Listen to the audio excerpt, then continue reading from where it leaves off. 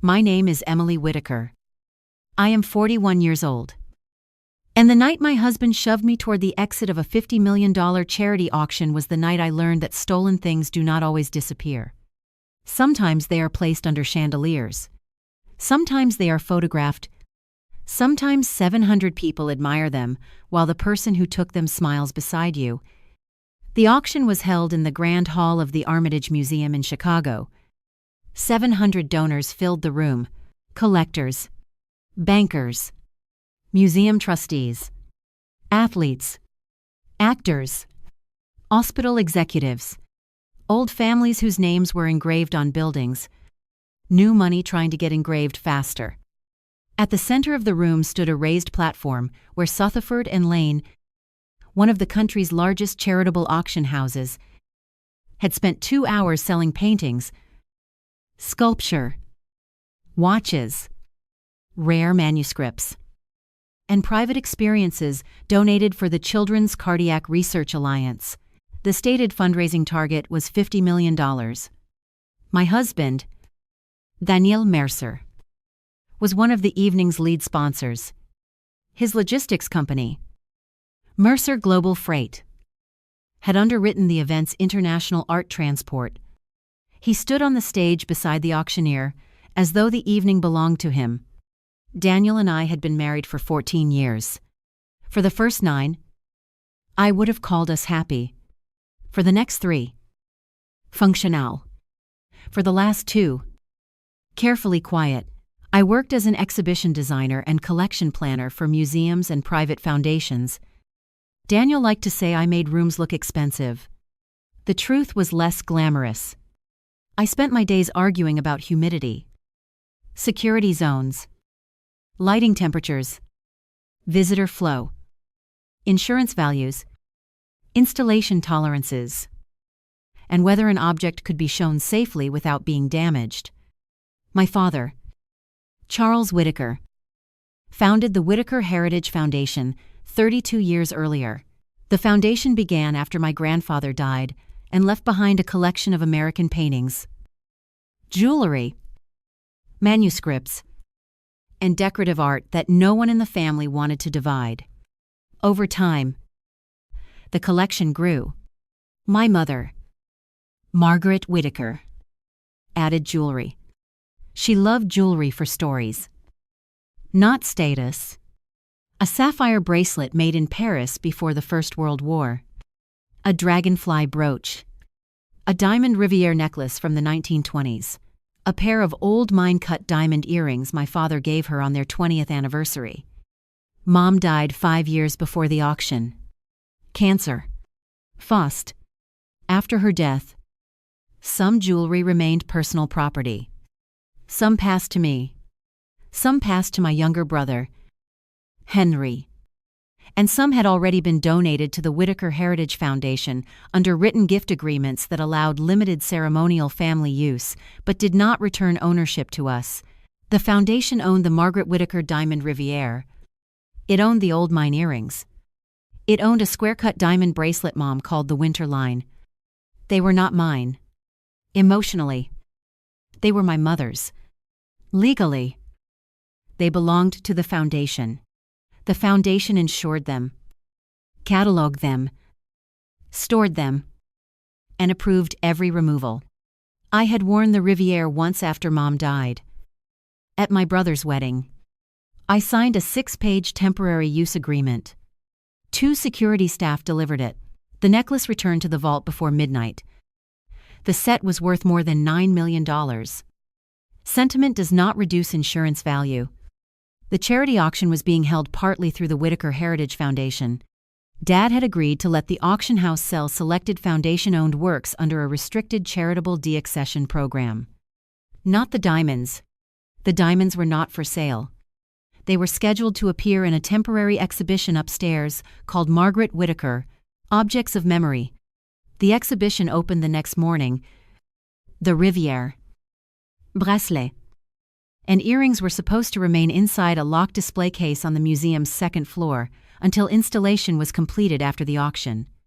I knew because I had designed the case. At 5:30 that afternoon, I personally watched the Foundation registrar sign the transfer from the Whitaker Center vault to the museum's secure staging room. 3 cases. 3 seals. All intact. At 8:47 that night, I saw the Riviere around another woman's neck.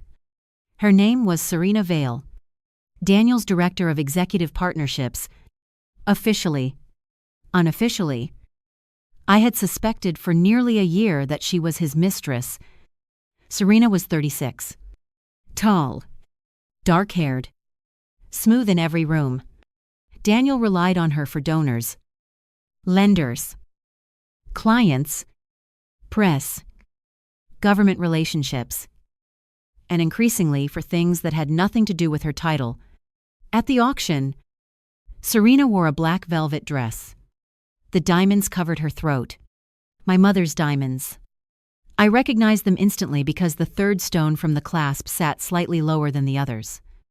Mom used to complain about it. I had fastened that clasp behind her neck dozens of times. Now it sat against Serena's skin. Then I saw the earrings and the winterline bracelet. The entire Margaret Whitaker ceremonial set, estimated insured value, $12.8 million. Not on display upstairs. On my husband's Mistress, Daniel stood beside her near the stage stairs. He leaned toward her and said something. She laughed, then lifted one hand to touch the necklace. My hand began shaking. I crossed the room. Serena saw me coming. Her smile did not disappear. That told me something. She expected confrontation. Daniel saw me 2 seconds later. His expression changed. Not guilt. Calculation. Emily. I stopped in front of Serena. Take those off. She blinked. Excuse me. The necklace. The earrings. The bracelet. Daniel stepped between us. Not here. I looked at him. Where did she get them, Emily? Where Serena touched the Riviere again. Daniel gave them to me. My stomach went cold. What? She smiled. A gift. I stared at my husband. Tell her she's wrong. Daniel's jaw tightened. Can we talk privately? No. Emily. Those belong to the Whitaker Heritage Foundation. Serena's smile faded. No. They don't. Yes. Daniel said they were family jewelry. They are family history. They are foundation property. Daniel reached for my elbow. I stepped back. Don't touch me. Several heads turned. The auction continued behind us. A rare watch sold for $800,000. At our circle, no one laughed. Daniel lowered his voice. You are confused. I almost smiled. About my mother's diamonds. They were in your family inventory. Foundation inventory. Same difference. That sentence frightened me. No. Emily. Stop. It is absolutely not the same difference. Serena looked between us. Daniel. He ignored her. I said, How did you get them out of the staging room? Daniel's face changed. There.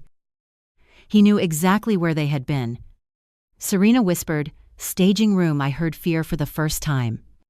Daniel said, You're making a scene. I designed the display case they're supposed to be inside tomorrow. His eyes narrowed. I said, Stop. I turned to Serena. Take them off now. She stepped back. No. Those are not yours. They were given to me. By someone who did not own them. Daniel moved closer. Emily. Enough. I could feel people watching. Then Serena said, Your mother is dead. The room inside me went silent. It's jewelry. You're acting insane over objects she isn't using. I do not know whether she regretted the sentence before she finished it. I know Daniel heard it. I looked at him. He said nothing. That silence ended something. I reached toward the clasp. Not to grab her, but to see the foundation inventory tag near the closure. Serena slapped my hand away. Daniel grabbed both my shoulders. Back off. Let go. Get her out. He shoved me, hard enough that my heel caught the edge of a low-lighting platform. I stumbled sideways. My shoulder struck a velvet rope post. Someone laughed. Another person gasped. Daniel pointed toward the exit. Get her out of here. Security hesitated. They knew who I was. They also knew Daniel was a lead sponsor standing beside the stage. For one horrible second, no one knew whose instruction mattered. Serena stood behind him wearing $12.8 million of property she did not own. I straightened. My shoulder hurt. I took out my phone. Daniel sa. Who are you calling? I did not call. I typed one message. Dad. Close the auction. Then Mom's diamonds are on Serena. Preserve vault and museum cameras. Do not move any lots. I pressed send. Daniel laughed bitterly. What are you doing? I looked at the auctioneer. He was taking bids on lot 41. A 19th century landscape donated from the Whitaker collection. 3.6 million. 3.8. Fool? I said close the auction. Daniel shook his head. You don't control this. 10 seconds later. The auctioneer lowered his hammer. Not for a sale. Flat against the podium. The room went silent. The projection screen behind him changed from LOT 41 to auction paused. Consignor security review. The head of Sutherford and Lane's charitable sales division, Miriam Holt, walked onto the stage. Ladies and gentlemen, bidding is temporarily suspended under the consignor security protocol. Please remain in the ballroom while our teams verify a collection control issue. No purchased or unsold property will leave the premises until the review is complete. Daniel stared at the screen. Then at me. Then at Serena. For the first time, she touched the necklace as if it might burn her. My father did not walk dramatically through the ballroom doors. He was already upstairs. That was why 10 seconds were enough. Charles Whitaker had been in the museum's security command room reviewing the next morning's exhibition installation with the foundation registrar. My text did not summon a billionaire. It triggered a protocol held by the consignor, whose collection supported most of the auction's value. Within 30 seconds, elevators were locked to credentialed staff. Collection exits went to verification mode. Auction house runners stopped moving lots. Security preserved staging room access logs. The museum registrar froze chain of custody records. No one was detained. No doors were locked against guests. The auction stopped because the people responsible for title and custody could no longer certify that every object in the building was where the records said it was. That was bigger than my mother's necklace. If one foundation object had moved without authorization, every Whitaker lot had to be verified before another hammer fell. Daniel finally understood what he had done. Not emotionally, institutionally. He had taken a family object because he believed family access was ownership. Now, an entire $50 million auction could not continue until the difference was proven. My father reached the ballroom 4 minutes later. Not with a board. Not with police. With the foundation registrar, Helen Bark, and the museum's director of security. That was enough. Charles Whitaker looked at Serena's neck first. Then at me. Then at Daniel. He did not raise his voice. Nobody touches the jewelry until Helen documents condition and attestation. Serena went pale.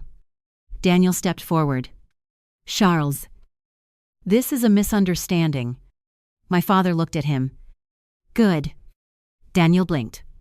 If it is, the records will show that. That was all. Helen Park approached Serena. She wore white cotton gloves pulled from a security kit. Ms. Val. I need you to remain still. Serena looked at Daniel. He nodded as though he still had authority. Helen said, "Please do not remove anything yourself." That sentence mattered. The jewelry was now evidence of custody, not simply property to be returned. She photographed the necklace in place. The earrings, The bracelet. The clasp. The temporary inventory tag that had been cut almost flush. Kut. I had been right. Helen saw it too. Her expression changed. Where is the transport seal? Serena looked confused. What seal? Daniel answered. It was removed for presentation. Helen looked at him. By whom? He hesitated. Me. My father did not move. What presentation? Daniel gestured toward the gala. This. The room around us had become quieter. Guests were not legally required to remain seated. But most stayed because no one wanted to miss what happened next. Miriam Holt asked the MC to announce a 10-minute recess while lot verification proceeded. Cocktail service resumed. The auction did not. On stage. The screen still read, "Auction paused, consignor security review." Daniel lowered his voice. Charles. These pieces were Margaret's. Emily has worn them. You know that. I do. You treat family use as normal. With written release. Which Emily gave me. I stared at him. What? Daniel turned. You authorized ceremonial access last month. No. Yes. You did. For what? The donor preview. I approved photography. Same collection request. No. He looked at me as if I were being difficult. That expression had become familiar over 14 years. The look he used when words failed to fit the result he wanted. My father said stop. Daniel looked at him. Nobody here needs to resolve legal ownership by memory. Then Dad turned to Helen. Verify the file. Helen opened a tablet. The Foundation's collection system required every movement to have object number, location, purpose, requesting person, approving registrar, insurance condition, and, for family ceremonial use, the family member's direct digital acknowledgement. Helen searched. One request appeared. Margaret Whittaker ceremonial set, purpose donor preview, styling, gala presentation requesting party Daniel Mercer, family acknowledgement, Emily Whittaker approval, pending registrar release date 6 days earlier. My stomach dropped. I did not submit that. Helen looked up. The acknowledgement came from your account. What time? Tuesday. Enaicht 18 p.m. I knew exactly where I had been. Asleep. Daniel had been in my home office. He said he was finishing sponsor remarks. My laptop sat on the desk. My foundation account used two-factor authentication through an app on my phone. The same phone I left charging beside the kitchen when I showered. I looked at him. Did you use my account? No. Then who did? I asked you. When last week, you asked whether Serena could model pieces for photography. And you said fine. I said the museum could photograph them. Emily. That is what this was. No. My voice sharpened. You did not ask if Serena could wear my mother's diamonds at the gala. He glanced around. Again. The room. Always the room. Serena whispered. You said she approved. Daniel turned toward her. She did. No. She didn't. Serena. You showed me a release. The sentence moved through me. What release? Serena looked at me now. Not smug. Scared. A PDF. Helen asked, Do you have it? Serena nodded. On my phone. Daniel said, Don't. That was his mistake. Every lawyer in the room heard it. Serena's hand stopped halfway to her purse. My father looked at Daniel. Why shouldn't she show the registrar the release? Daniel's face hardened. Because this is being turned into a spectacle. Charles looked around at 700 donors. You brought foundation property onto a stage-adjacent floor during a public event. The spectacle already exists. Serena gave her phone to Helen. The PDF carried Whittaker Heritage Foundation letterhead. Object numbers. Photographs. Insurance values hidden. Purpose charitable gala modeling. Authorized wearer Serena Vale. Authorized by Emily Whitaker. Electronic acknowledgement ID. The signature image was mine. I recognized it. Taken from a loan agreement I signed for a museum exhibition 2 years earlier. Not merely my typed name. My actual signature. For a moment, the room tilted. I sat. My father saw. Emily, I'm fine. Again. Not an answer. I need 1 minute. He nodded. No one touched me. That helped. Helen emailed the PDF to Foundation Council for Preservation. Then she said, "This form does not exist in our system." Daniel replied quickly. It was generated externally because the portal wasn't working. Helen looked at him. Who generated it? Mercer Global's event team. Why would your logistics company? Helen's face became unreadable. You cannot create our property release. I didn't create it. You just said your team did. I didn't personally. The distinctions were multiplying. My father did not argue. He called Foundation Council. Miriam Holt called the auction house's general counsel. The museum security director called his chain of custody supervisor. And then the auction became something Daniel had not anticipated. A title problem. Sutherford and Lane could not continue selling Whitaker-owned lots, while the consignor alleged that another Whitaker object had been removed through a potentially unauthorized document. The issue was not whether Lot 41 was stolen. It was whether the auction house could certify that its custody and release procedures were intact. Charity does not eliminate title. A donor can give an object to raise money. The auction house still needs authority to sell it. A buyer paying $4 million does not want to discover later that the consignor process was compromised. Miriam returned to the stage. Ladies and gentlemen, the security review will require more time. Bidding is suspended for the evening. Completed sales remain subject to ordinary post-sale verification. No additional lots will be offered tonight. A groan moved through the room. Then whispers. Then phones. The $50 million gala had just closed at Lot 40. The hammer did not fall again. Daniel stared at me. You shut down a charity auction. No. You texted him. I reported missing Foundation property. Same thing. No. My father turned toward him. Do not use her as the causal explanation for a protocol triggered by your custody problem. Daniel laughed. My custody problem. Where did you get the diamonds? They were released. By whom? Event Operations. Name. Daniel did not answer. Serenadit. Mark Lyle. Helen's face changed. Mark Lyle was Mercer Global Freight's museum logistics manager. The company responsible for moving objects, not owning them. Miriam asked, "Where is Mr. Bala Black?" Lyle Daniel said, "Probably working." Security located him 12 minutes later in a lower-level loading corridor. He was not trying to flee. He was checking crates for the morning exhibition transfer. That fact mattered. People online would later claim he had been caught escaping with paintings. False.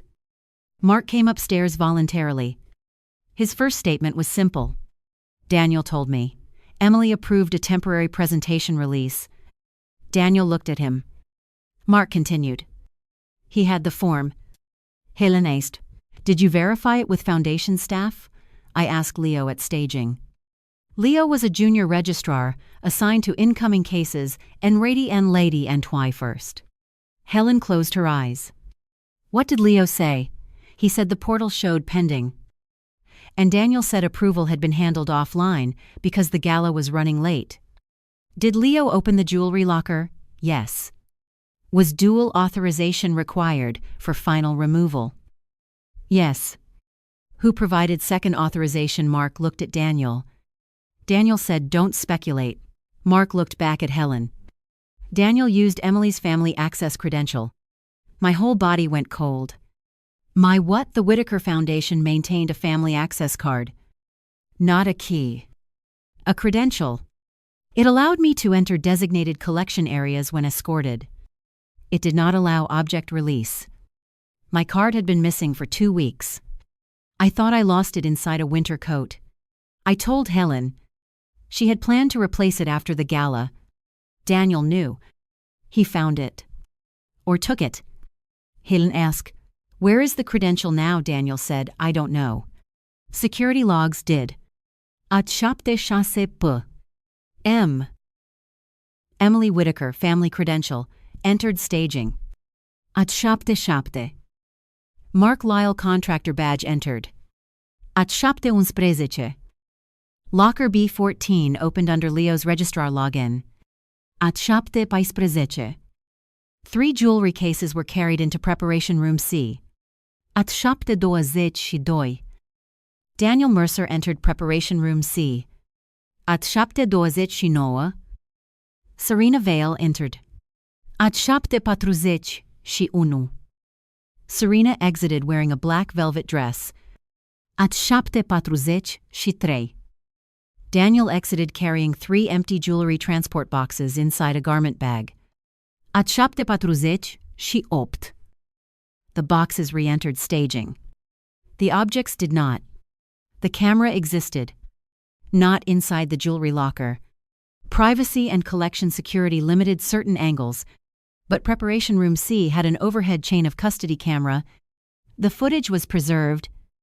My father said, "Watch it before anyone describes it." We went upstairs. Not Daniel. Not Serena. Not yet. Foundation Council. Museum Security. Auction Council. Helen. Miriam. My father. Me. The footage began at 7:02. Daniel entered carrying the garment bag.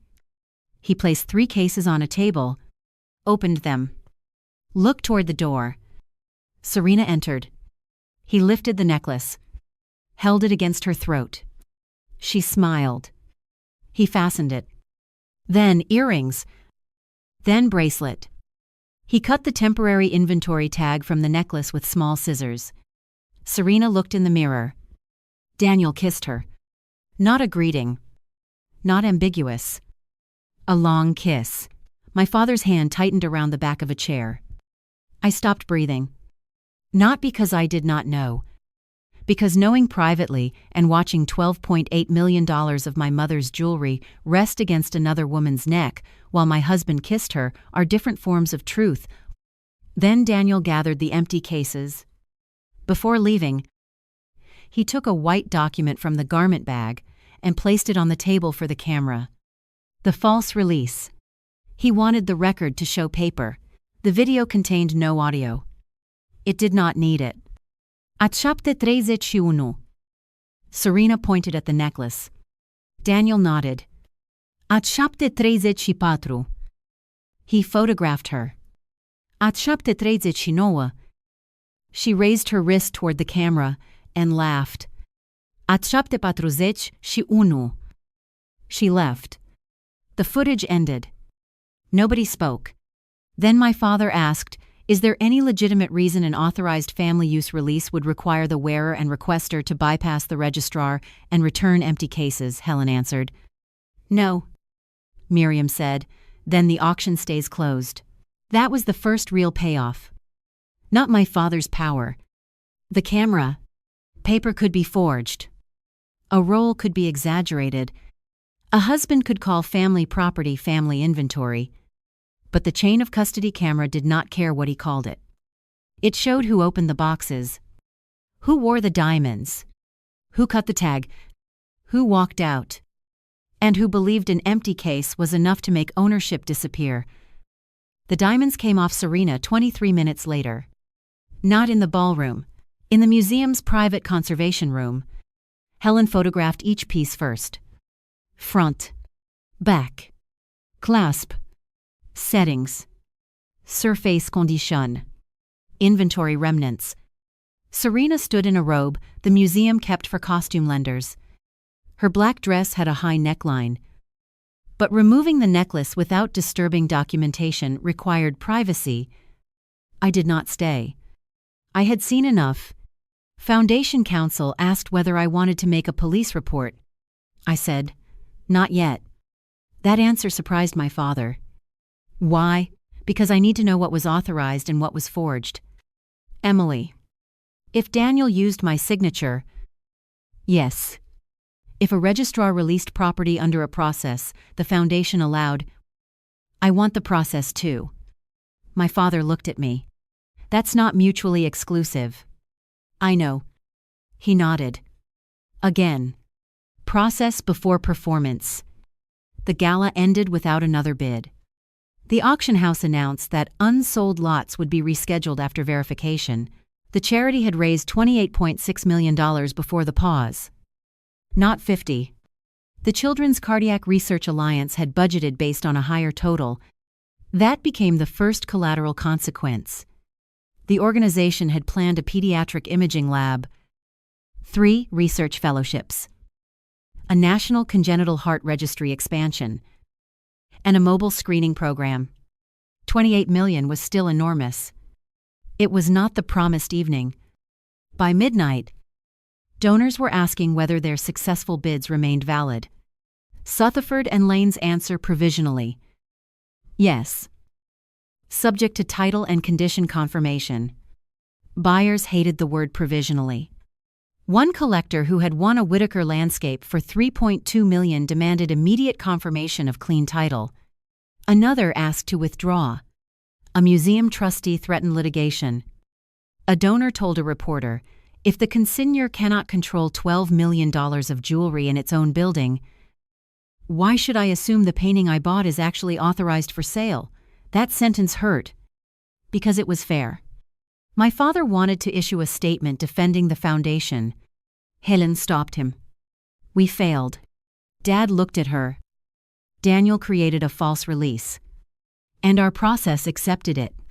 He used Emily's credential, which we knew was missing. My father turned toward me. You reported it last week. He stared at Helen.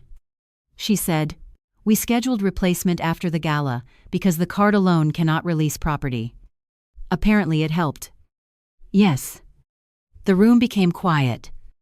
My father had spent his career telling boards that a system is only as strong as the assumptions around it. Now his own foundation had an assumption. Family access card not enough to remove objects. Registrar login not enough. Contractor badge not enough. External paper not enough. But combine them with a famous son-in-law, a lead event sponsor, a rushed junior registrar, a logistics manager, everyone trusted, and a story that the family had approved ceremonial use. The system bent. No unlock failed completely. People interpreted the combination as permission. Helen said, we need an independent review. My father did not argue. The Whitaker Heritage Foundation hired outside counsel that night. Not Dad's regular lawyer. An independent museum governance firm. The museum began its own security review. Sutherford and Lane opened a consignor integrity file. The insurer issued a reservation of rights notice. That phrase made Daniel's lawyer call before breakfast. His name was Martin Keene. Martin represented Mercer Global Freight and Daniel, personally on certain matters. The first conversation happened lawyer to lawyer. I did not participate. By 9. Martin had sent a letter arguing the jewelry was never removed from the museum. The pieces remained under effective event security. Daniel believed valid authorization existed. Serena wore them only for a gala presentation. No intent to permanently deprive the foundation could be inferred. All pieces were recovered undamaged. Every sentence contained a piece of truth. The diamonds never left the museum. Serena wore them for less than 2 hours. They were recovered. Daniel claimed he believed approval existed. That did not explain my account. My signature. My access card. The cut tag. The empty cases. The false release. The foundation's outside counsel. Naomi Reed wrote back. Please identify the person who generated the document bearing Emily Whitaker's electronic signature and the basis on which Daniel Mercer believed he could use Emily Whitaker's credential. No answer came that morning. Instead, Daniel texted me, I had not blocked him yet. Emily, please do not let your father turn this into theft. Then I made a terrible judgment call. Then Serena did not know there was a problem. Then, the jewelry never left secure premises. Then your mother would hate what this is doing to the charity. That one stopped me. Not because I believed him. Because he knew exactly which dead person to invoke. I sent screenshots to my lawyer, Rachel Moreno. Then blocked him. My mother was not available to be used as a witness for convenience. The auction house review quickly found one fact that complicated the narrative. Daniel had not invented the idea of Serena wearing foundation jewelry. 3 weeks earlier, the gala styling team emailed the Whitaker Foundation asking whether select historical jewelry could be worn by a presenter during the donor reception to promote the next morning's exhibition. Helen declined. Her email: "We do not place collection jewelry on non-family individuals for promotional wear. Static display only." Clear. The styling team forwarded the response to Daniel because Mercer Global was underwriting event production. His reply: "Understood." One word: understood. That email destroyed the possibility that he simply assumed promotional wear was normal. He knew the foundation had declined. Then, 6 days before the gala, the false family authorization appeared. The timeline narrowed. Ask. No. New document. My name. Naomi Reed called me. Did Daniel know your foundation password? No. Your laptop password? Yes. Phone passcode? Yes. Was biometric authentication enabled? On the foundation app? Yes. Face or fingerprint? Face. Could he unlock it while you slept? I don't know. That sentence made me feel physically ill. My device security felt private in a way jewelry did not. Then the forensic team found the login record.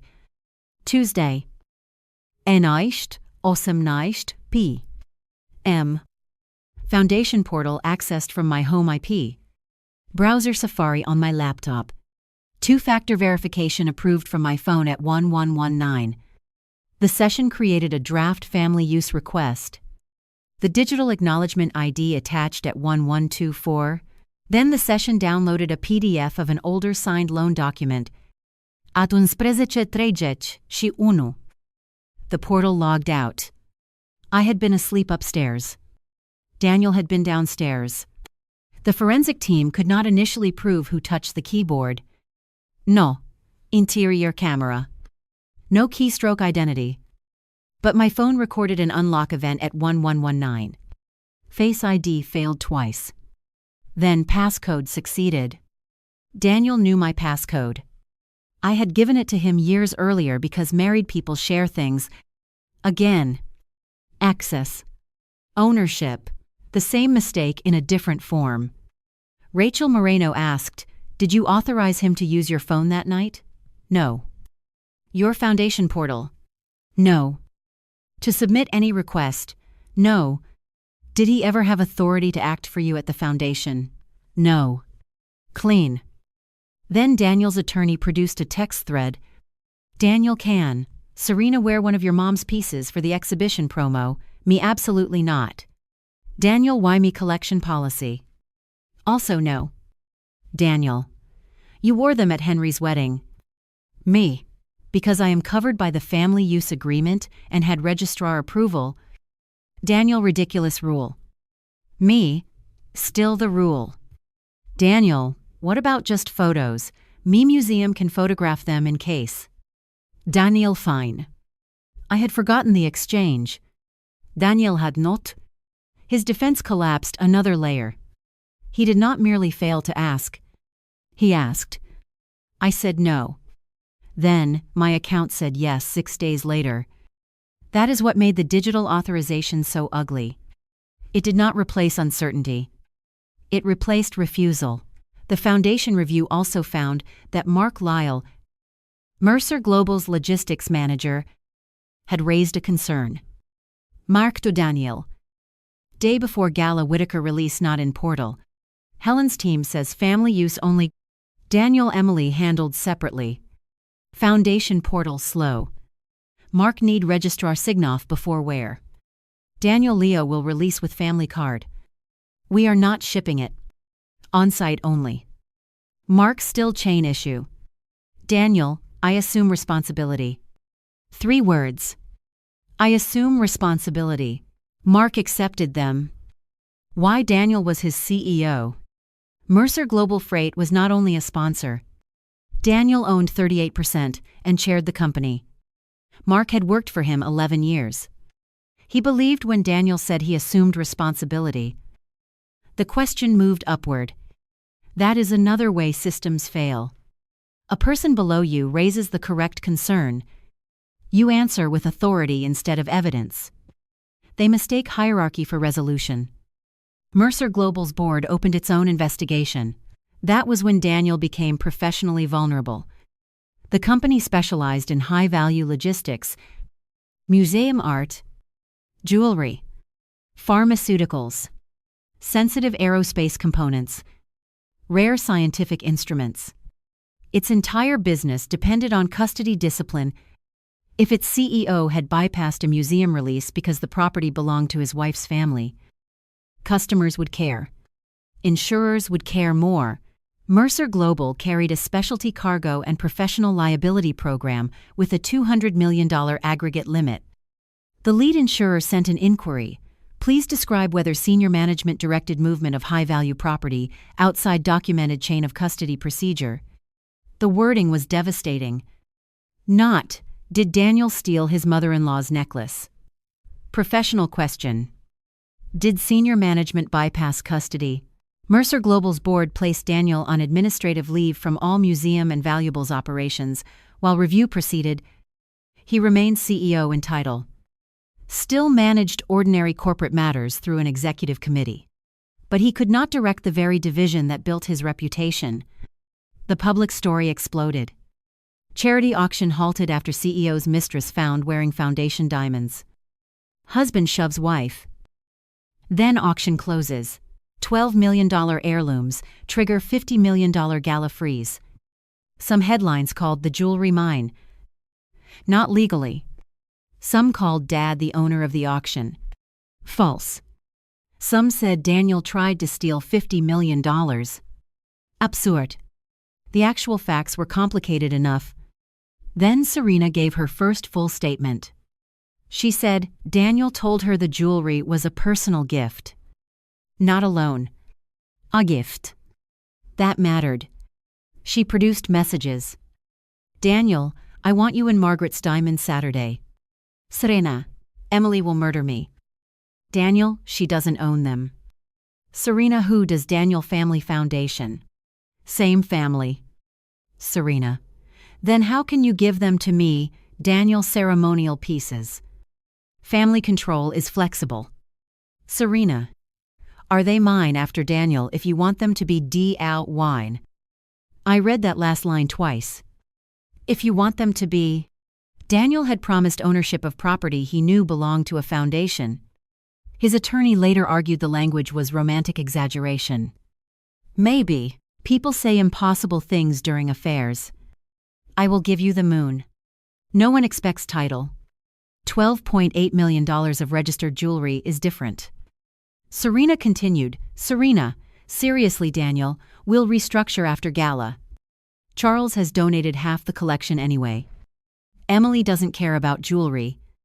Serena, she cared when I wore her bracelet at Christmas. Daniel, she cares about being obeyed. I laughed when I read that. The projection was almost elegant. Daniel described my boundary as a desire to be obeyed while constructing fake permission to override my no. Then Serena's statement hurt her too. She admitted seeing the cut inventory tag. She asked what it was. Daniel said, tracking junk. She said she believed him. The investigators asked, did you believe a $12 million necklace normally has tracking junk cut off before an authorized loan? She said I didn't think about it. Maybe. She also admitted she knew Emily had not personally handed over the jewelry. Knew the foundation, owned it. Knew Daniel said it could become hers later. She was not an innocent recipient. She was not the architect either. Responsibility layered again. The auction remained suspended for 4 days. Not because security needed 4 days to find the diamonds, because title verification had to cover every foundation lot. 43 Whitaker objects. Paintings. Silver. Manuscripts. 1 sculpture. 3 watches. Every consignment authorization. Every board resolution. Every donor restriction. Every condition report. Every transport seal. The independent review found no other unauthorized removal. 43 clean files. 1 compromised jewelry release. That mattered. The foundation did not have a hidden theft epidemic. It had a specific system failure around family access and event pressure. Sutherford and Lane announced the auction would resume online, and in a smaller live session the following week, the Children's Cardiac Research Alliance asked whether donors would return. My father said they shouldn't have to pay for our failure. The foundation board met. I did not attend. Conflict. The board approved a guarantee. Not a donation replacing every missed bid. A matching commitment up to $5 million for any shortfall between the original fundraising target and proceeds from the resumed auction. Funded from unrestricted foundation assets. My father abstained. Why? Because Mom's collection and our family conflict had caused the disruption. The independent trustees decided. The charity accepted. I worried it looked like my father buying his way out of embarrassment. Helen said, maybe partly. I appreciated the honesty. Then, the foundation can be responsible without pretending. Responsibility is free. That became important. Good intentions do not erase cost. The resumed auction raised another $18.9 million. Combined with prior sales and direct gifts, the total reached $48.7. The foundation match covered $1.3 million. $50 million. Target met. No triumphal speech. No picture of Dad holding a giant check. The Children's Cardiac Research Alliance announced the programs would proceed, then quietly changed its own event policy. No future fundraising budget could depend entirely on same-night auction estimates. Collateral lesson. Everyone was learning something they had not volunteered to learn. The independent foundation review lasted 7 weeks. I expected it to focus on Daniel. It did not. The first finding was about my father. For years, Charles Whitaker had treated family ceremonial use as something between policy and tradition. When Mom was alive, the foundation rules were stricter on paper than in practice. A bracelet might be approved by phone. A brooch might travel to a dinner with a handwritten note. A registrar would document later because Charles said, "It's Margaret. She gave us half this collection." No object went missing. No one profited. Still, the review found 18 instances over 12 years where family use paperwork was completed after physical release rather than before. Most involved my mother. 3 involved me. 1 involved Henry. I stared at the list. I don't remember these. Helen Bark did. Your father's 50th birthday. I closed my eyes. Mom let me wear the sapphire bracelet. I signed the form the next morning. Another museum opening in New York. I wore a brooch. Paperwork 2 days late. No theft. Bad control. The review wrote, historic informal exceptions for founder family ceremonial use contributed to an organizational assumption that family authorization could be regularized after the fact. Daniel had exploited a culture he did not invent. That did not make his false release legitimate. It explained why people believed Daniel says Emily approved. Emily's family card is present. The object never leaves the museum. We can complete paperwork later. Later. Again. My father read the finding in silence. Then, that's mine. Helen said partly. No. The culture starts with the founder. People also had professional duties. I made it easier to ignore them. He did not argue. The board removed founder authority to approve ceremonial loans. Not because Dad had stolen anything. Because founder convenience had become a shadow policy. From then on, all family use required registrar approval before release.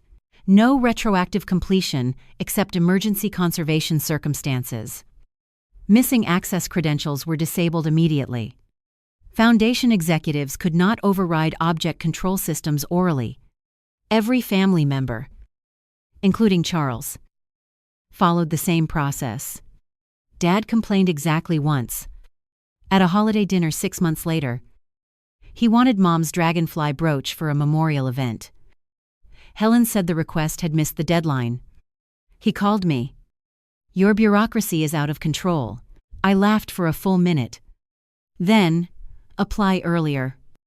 He hung up on me. Progress. The second foundation finding was more serious. One auction lot should never have been in the auction. Lot 27. A landscape called River Before Snow. Donated by a family named Benton in 1988.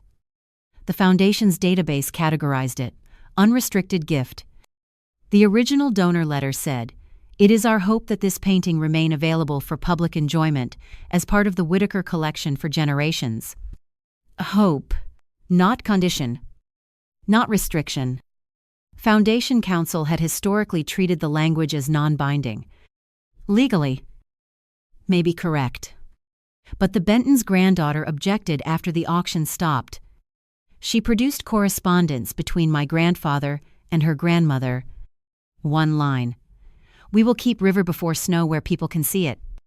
Not formal contract language. Still, the independent board decided the foundation should not sell the painting without resolving donor intent. The resumed auction withdrew Lot 27.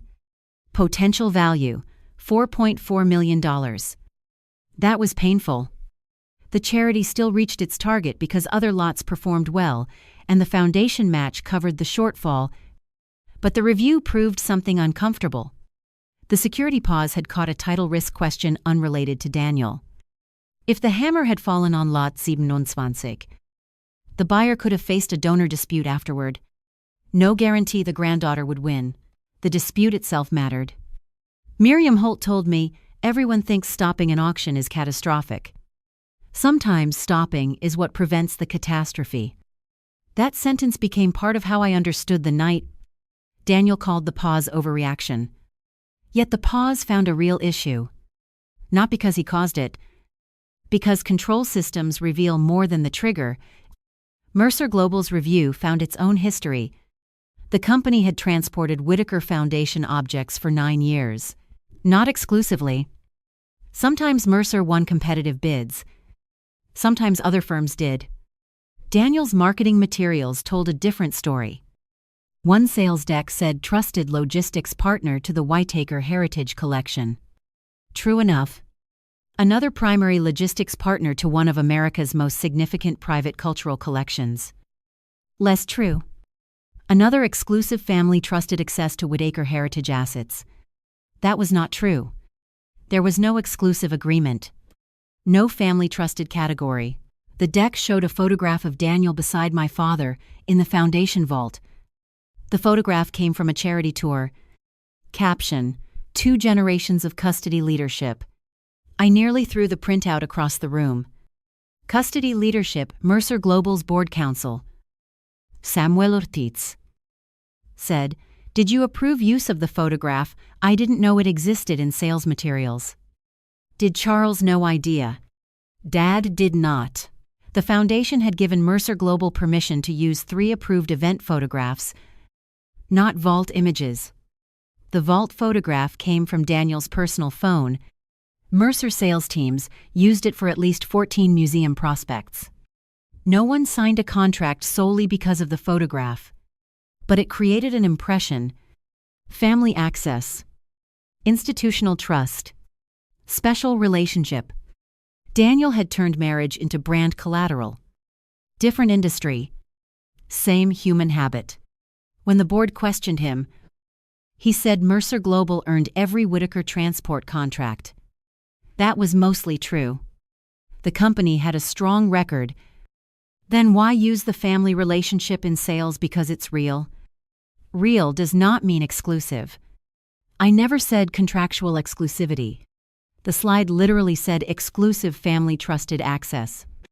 Daniel argued that's marketing language, not legal language. Samuel Ortiz asked, would a museum client understand exclusive as meaning competitors can also access the same work? Daniel did not answer. Then the review found a genuine email from me. 4 years earlier. Subject: Foundation Gala Images. Me to Daniel, use anything from Mom's collection if it helps the sponsor deck. Just don't make me look sentimental. I stared at it. There. My words. Broad. Ugly. Daniel's counsel used it. Emily expressly authorized Daniel to use Margaret Whittaker collection material in Mercer Global sponsor communications. For several hours, I questioned my own memory. Had I been looser than I thought, then Rachel Moreno asked for the full thread. My next email, 4 minutes later, actually photos only. Helen will kill us if physical objects move for marketing. Ask Foundation Comms for approved images. Daniel understood. Photos only. There was that word again. Understood. Context rescued accuracy. Not because I had never granted anything. Because I had granted something specific. Photos. Approved images. Daniel repeatedly expanded narrow access into broad authority. That pattern became central to the board's findings. He did not invent relationships from nothing. He enlarged them. Spouse becomes foundation agent. Sponsor becomes collection partner. Logistics vendor becomes exclusive, family custodian. Event access becomes jewelry release authority. A photograph becomes implied endorsement. A no becomes an external PDF that says yes. Expansion. That was Daniel's gift. Also his danger. Mercer Global's insurers cared less about marketing words than custody behavior. The lead underwriter sent the board a conditional renewal notice. The company's specialty policy would renew only if Mercer Global implemented enhanced controls for high-value cultural and jewelry cargo.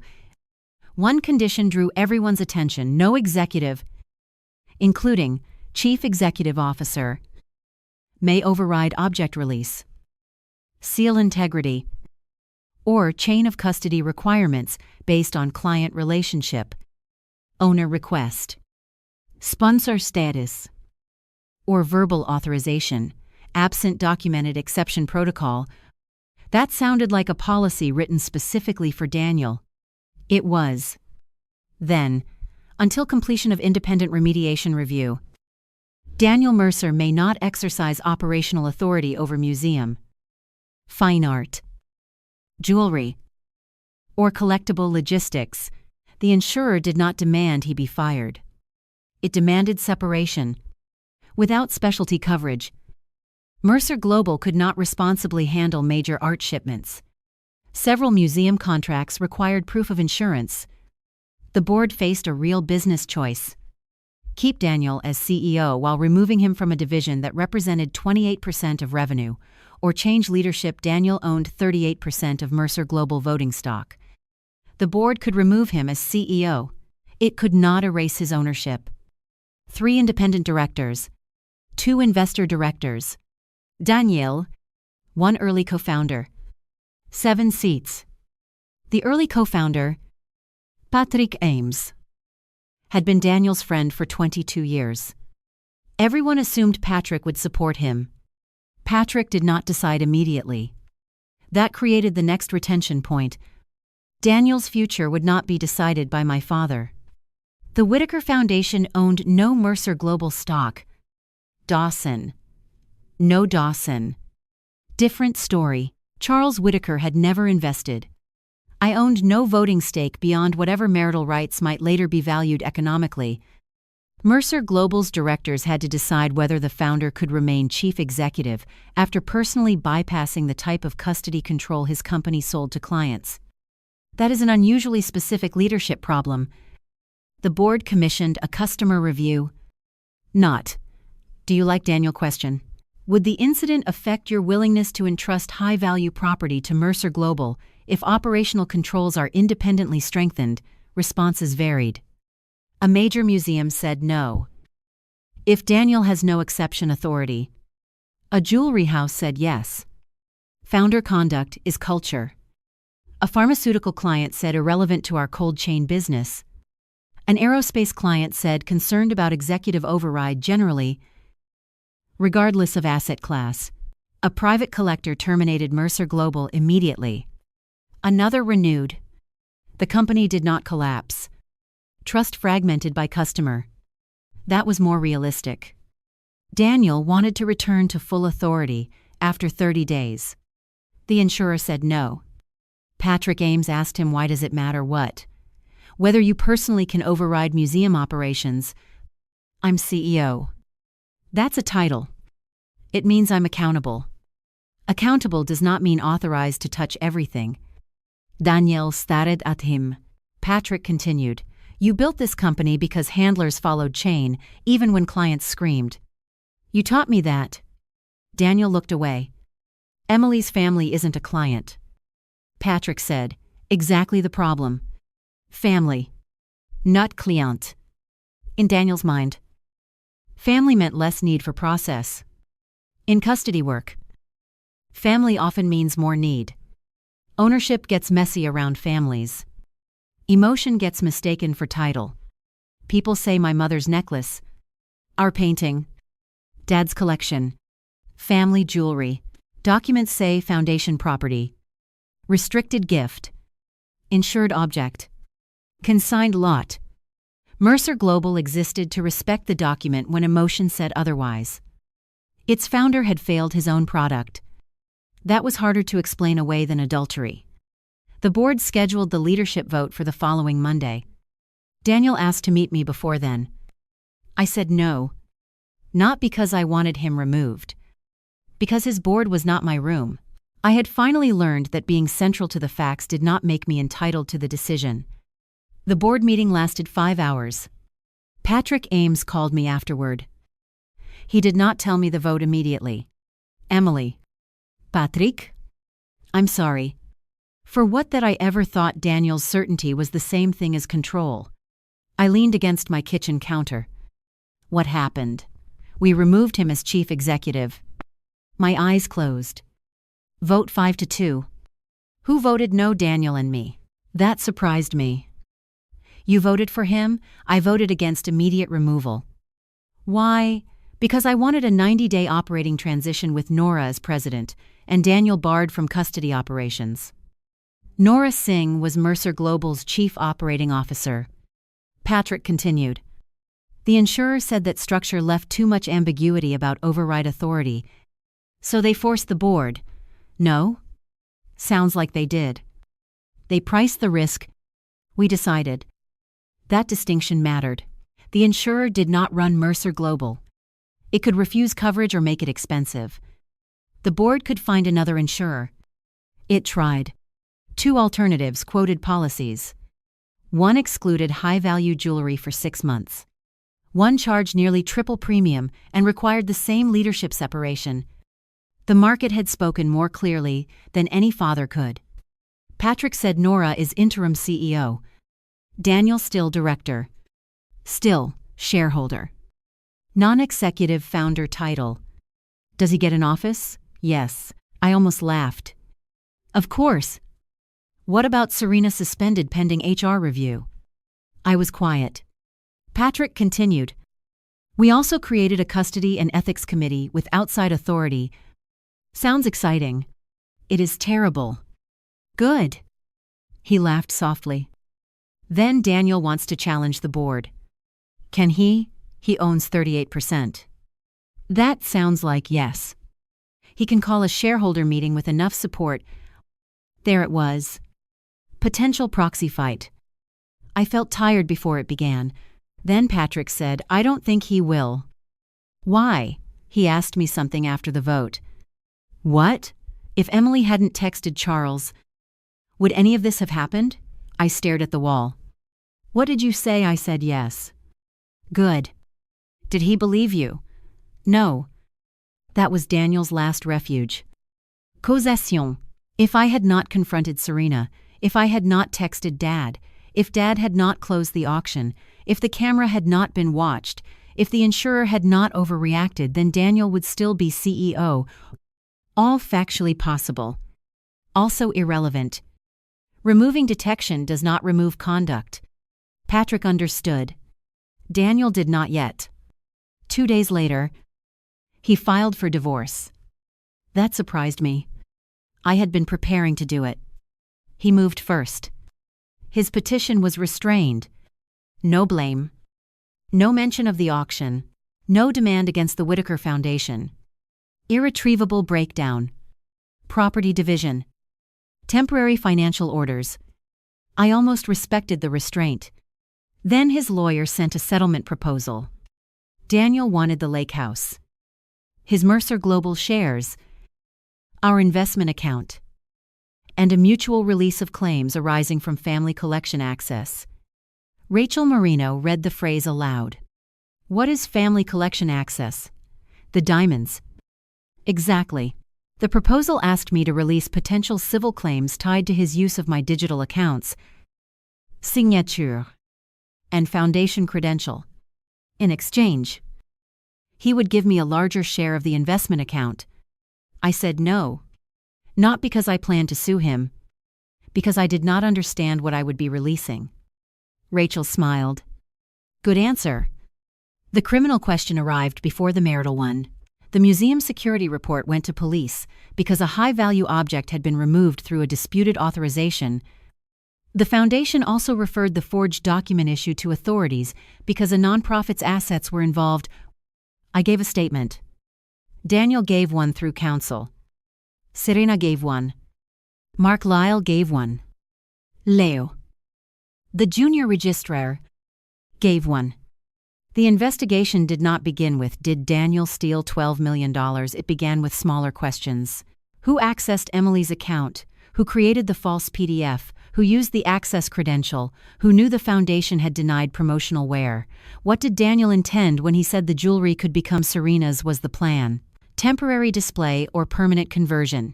Did anyone intend the property to leave museum custody? Digital forensics answered part of it. The false PDF had been created on Daniel's Mercer Global laptop at 1:137 p.m. Tuesday. That was after my portal session ended. Metadata author D. Mercer? Template source Whitaker loan form downloaded from my account. Signature image extracted from prior PDF. No mystery. Daniel had not asked an assistant. He made it. His attorney stopped describing the release as something event operations generated. New position. Daniel created a draft ceremonial use document based on what he believed was prior family authorization, expecting foundation staff to regularize it. Regularize. After. Again. Then investigators recovered a deleted note from his phone. Not dramatic hacking. Cloud backup. Saturday, Serena Margaret set photos after auction. Return cases Sunday. Discuss with C. Transfer after exhibition. If no, substitute private purchase. C. Charles maybe. Daniel claimed C. meant counsel. No one proved otherwise. The note complicated his intent. Return cases Sunday. That suggested he planned to return the jewelry to storage after the gala. Discuss transfer after exhibition. That suggested he knew a later approval would be needed for ownership. If no, substitute private purchase. Maybe he intended to buy Serena different jewelry if the foundation refused. That weakened the cleanest version of permanent theft. Prosecutors did not ignore the false document, but they refused to turn ambiguous future intent into a simple story. I respected that. One assistant state's attorney told my lawyer, the property was unlawfully accessed if the evidence holds. Permanent deprivation is a separate issue. Good. Serena's messages added more. Serena, do I actually get to keep these, Daniel? We'll handle after exhibit. Serena meaning Charles has to approve Daniel board technically. Serena, then why call them mine, Daniel? Because I want you to know what I intend. That was different from, I stole them for you forever. Still grotesque. but different. Serena had known transfer was not yet final. That hurt her credibility when she claimed she believed they were fully hers. Her attorney adjusted. She believed she had Daniel's commitment to obtain lawful transfer later and believed Galaware was already authorized. Maybe. The cut tag remained hard to explain. She said Daniel cut it before she understood what it was. Video supported that he held the scissors. She did not stop him. No evidence she knew my account had been accessed. No evidence she saw the Foundation's earlier refusal. Authorities did not charge Serena. They did not declare her innocent either. She became a witness.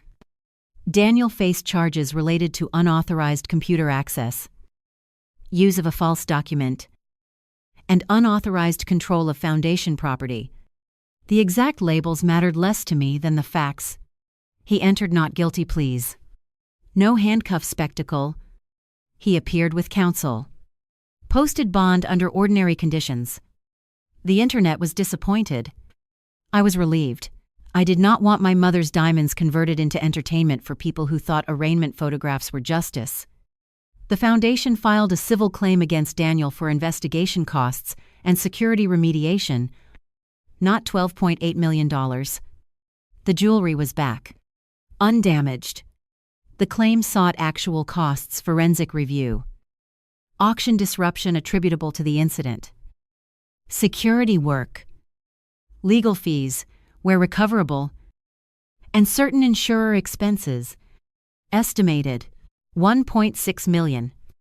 Daniel argued the Foundation's own control failures contributed. Correct. The Foundation's independent board agreed to mediation rather than pretending it bore zero responsibility. That shocked my father. They forged Emily's signature. Daniel did? Helen said. And our junior staff released property. Under his deception. Still released. My father sighed. He had learned this lesson already. Learning does not stop irritation. The civil mediation produced an allocation. Daniel and his insurer would reimburse a substantial portion of direct incident costs. The Foundation absorbed costs attributed to its own weak credential and family loan procedures. Mercer Global separately contributed to transport process remediation because its employee and contractor systems were involved. No one party paid everything. That was exactly right. Then Serena lost her job. Mercer Global's HR review found undisclosed intimate relationship with CEO. Acceptance of high-value client. Foundation property without verified authorization. Participation in unapproved promotional use. Failure to report custody irregularity after seeing Daniel cut the tag. Expense and reporting conflicts linked to several Daniel-sponsored events. It also credited cooperation.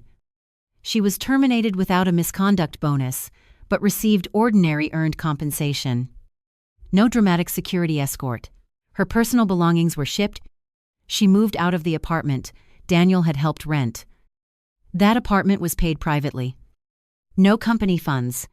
For once, the affair itself had not been financed through Mercer Global in any meaningful way. That also differentiated facts from assumptions. Daniel had used Foundation property to impress her. He had not built an elaborate company-funded second life. Bad enough.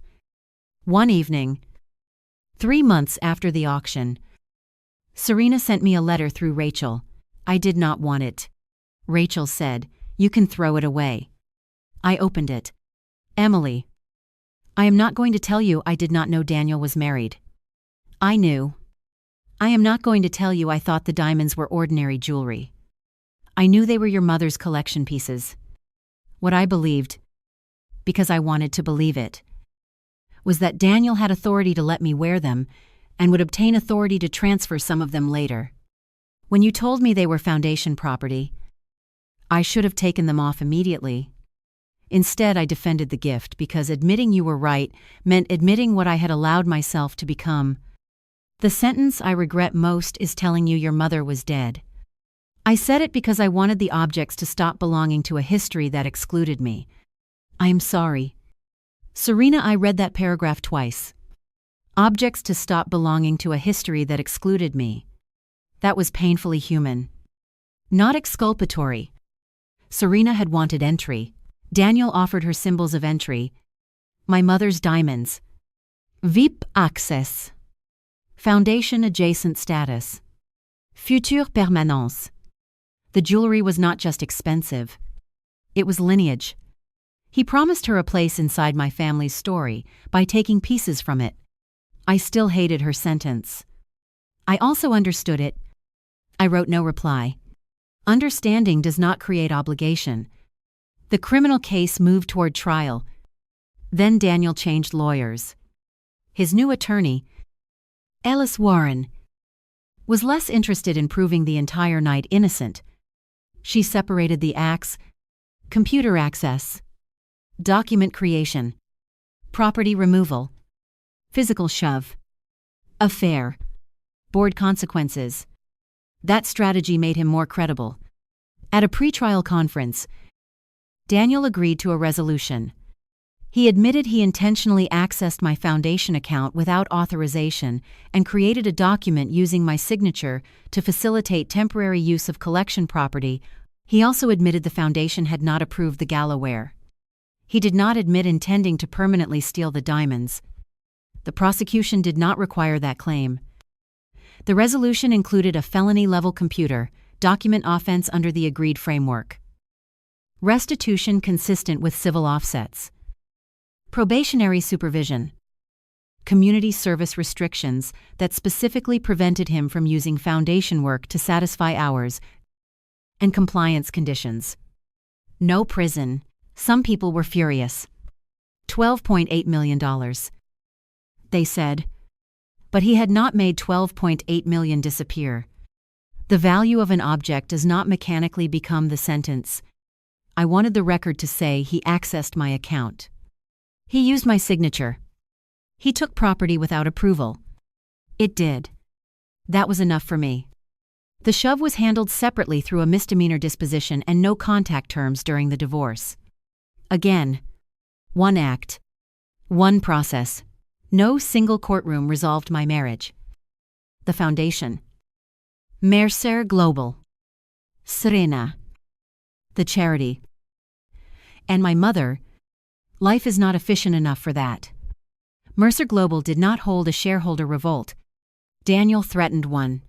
Then the numbers arrived. 3 major museum clients had contract clauses allowing termination if the company's specialty insurance changed materially. 2 private collectors paused work. 1 luxury jewelry house demanded an independent custody officer. The insurer made clear that any return of Daniel to high-value operational authority would reopen underwriting. Patrick Ames met Daniel for lunch. No lawyers. 22 years of friendship. Patrick later told me only the part Daniel eventually allowed him to share. I asked him what he wanted. Daniel said, "My company back." Patrick answered, "You still own 38%. You know what I mean." Then say it. I want to run it. Why Daniel apparently became angry. Patrick waited. Finally Daniel said, "Because I built it." Patrick answered, "That's history. Not a job description." I liked Patrick after that. Daniel did not call the shareholder meeting. Not because he surrendered morally. Because he understood a victory could destroy what he wanted to control. If he forced out Nora and the independent directors, specialty insurance might narrow. Customers might leave. Lenders might reprice. Employees in the museum division might resign. Control without trust could reduce the value of his own 38%. Markets sometimes teach boundaries faster than families. Nora Singh became permanent CEO 6 months later. She had spent 14 years at Mercer Global. No dramatic outsider rescue. She knew the warehouses, the cargo systems, the underwriters, the drivers, the customs teams, the museum registrars who called at 2 a.m. because humidity alarms were flashing. Her first major policy was called the Custody Independence Standard. Daniel hated the name. It required no sales executive could approve release exceptions for assets tied to their client relationships. No founder, board member, or family connection could substitute for written title or custody authority. High-value cultural property required dual operational sign-off independent of the account executive. Any client instruction conflicting with written chain records required pause and escalation. Pause. Again. The company turned stopping into a control. That was the opposite of Daniel's instinct. He had built his reputation on moving things. Nora built hers partly on knowing when not to. Revenue in the museum and jewelry division fell 12% the first year. Some clients left. Insurance premiums rose. Then claims performance improved. 2 major institutions returned. A National Museum Consortium awarded Mercer Global a 3-year contract after reviewing the new controls. The company survived. Not untouched. Better documented. Daniel remained on the board for 9 months. He attended every meeting, asked hard questions, argued with Nora, voted against one compensation plan, supported the custody investment budget. He was not erased. Then the board discussed a new acquisition of a European fine art logistics company. Daniel knew the sector better than anyone. He wrote a 20-page memo. Good memo. Nora adopted several recommendations. The board still voted for a structure Daniel opposed. He lost. 6-1. He did not call shareholders. Did not leak. Did not threaten. 2 weeks later, he resigned from the board. His letter said Mercer Global must be able to determine its future without treating my agreement as a condition of legitimacy. I did not know whether a lawyer wrote the line. It was true. He retained most of his stock. Over the next 3 years, he sold portions through planned transactions. Not to me. Not to the Whitaker Foundation. Institutional investors. An employee retirement trust. One strategic logistics investor. His ownership eventually fell below 20%. Stillrich. Still founder. No throne. The Whitaker Heritage Foundation changed more slowly. My father stepped down as board chair at the end of the independent review. That shocked donors more than Daniel's plea. Charles Whitaker had chaired the foundation for 32 years. He remained founder and trustee. But the board elected Helen Park as executive director and an independent museum trustee named Dr. Miriam Chen as chair. Dad announced it at the annual meeting. He said I created the foundation partly because families are bad at separating memory from ownership. People laughed. Then, over time, I let my own family become an exception to rules designed to solve exactly that problem. No one laughed. The collection should not need my convenience to function. That was it. No mention of Daniel. No heroic self-punishment. A governance change. Afterward, Dad complained that Miriam Chen scheduled meetings too early. He respected her completely. My mother's exhibition opened 9 days after the original auction. We delayed it 1 week. Not because the diamonds were damaged, because I could not stand the thought of seeing them under light yet. The foundation asked whether to replace them with photographs. I almost said yes. Then I thought about Serena's neck. I hated that image, having veto power. So, the diamonds went into the case. Riviere in the center. Earrings to the left. Winter line bracelet below. The cut tag was gone. A new inventory seal sat at the back. Visitors would never notice.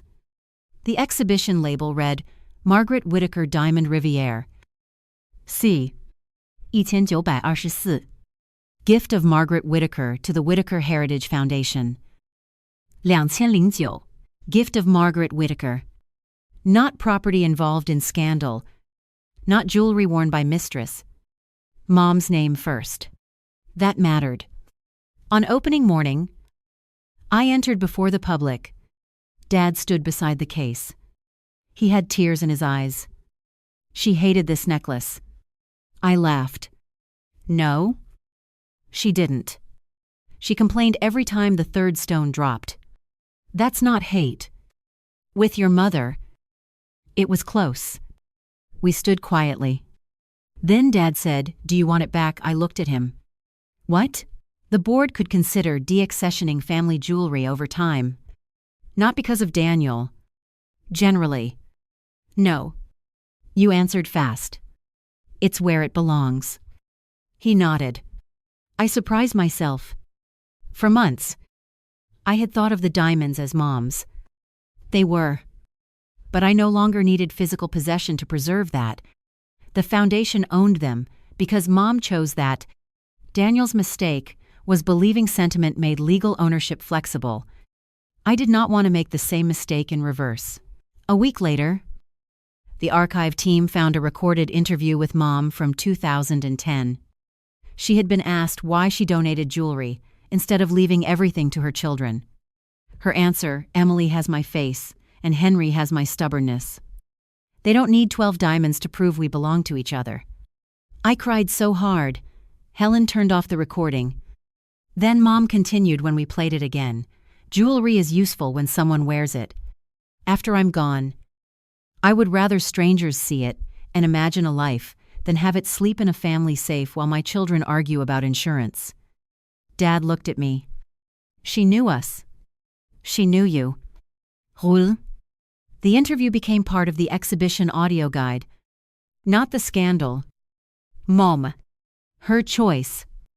That was the first time the diamonds stopped feeling stolen, even though they had been recovered weeks earlier. Recovery and return are different. The object came back immediately. Meaning took longer. My divorce entered discovery at the same time. Daniel's Mercer Global shares were the obvious financial issue. Some were premarital. Some increased in value during marriage. Some transactions involved marital funds.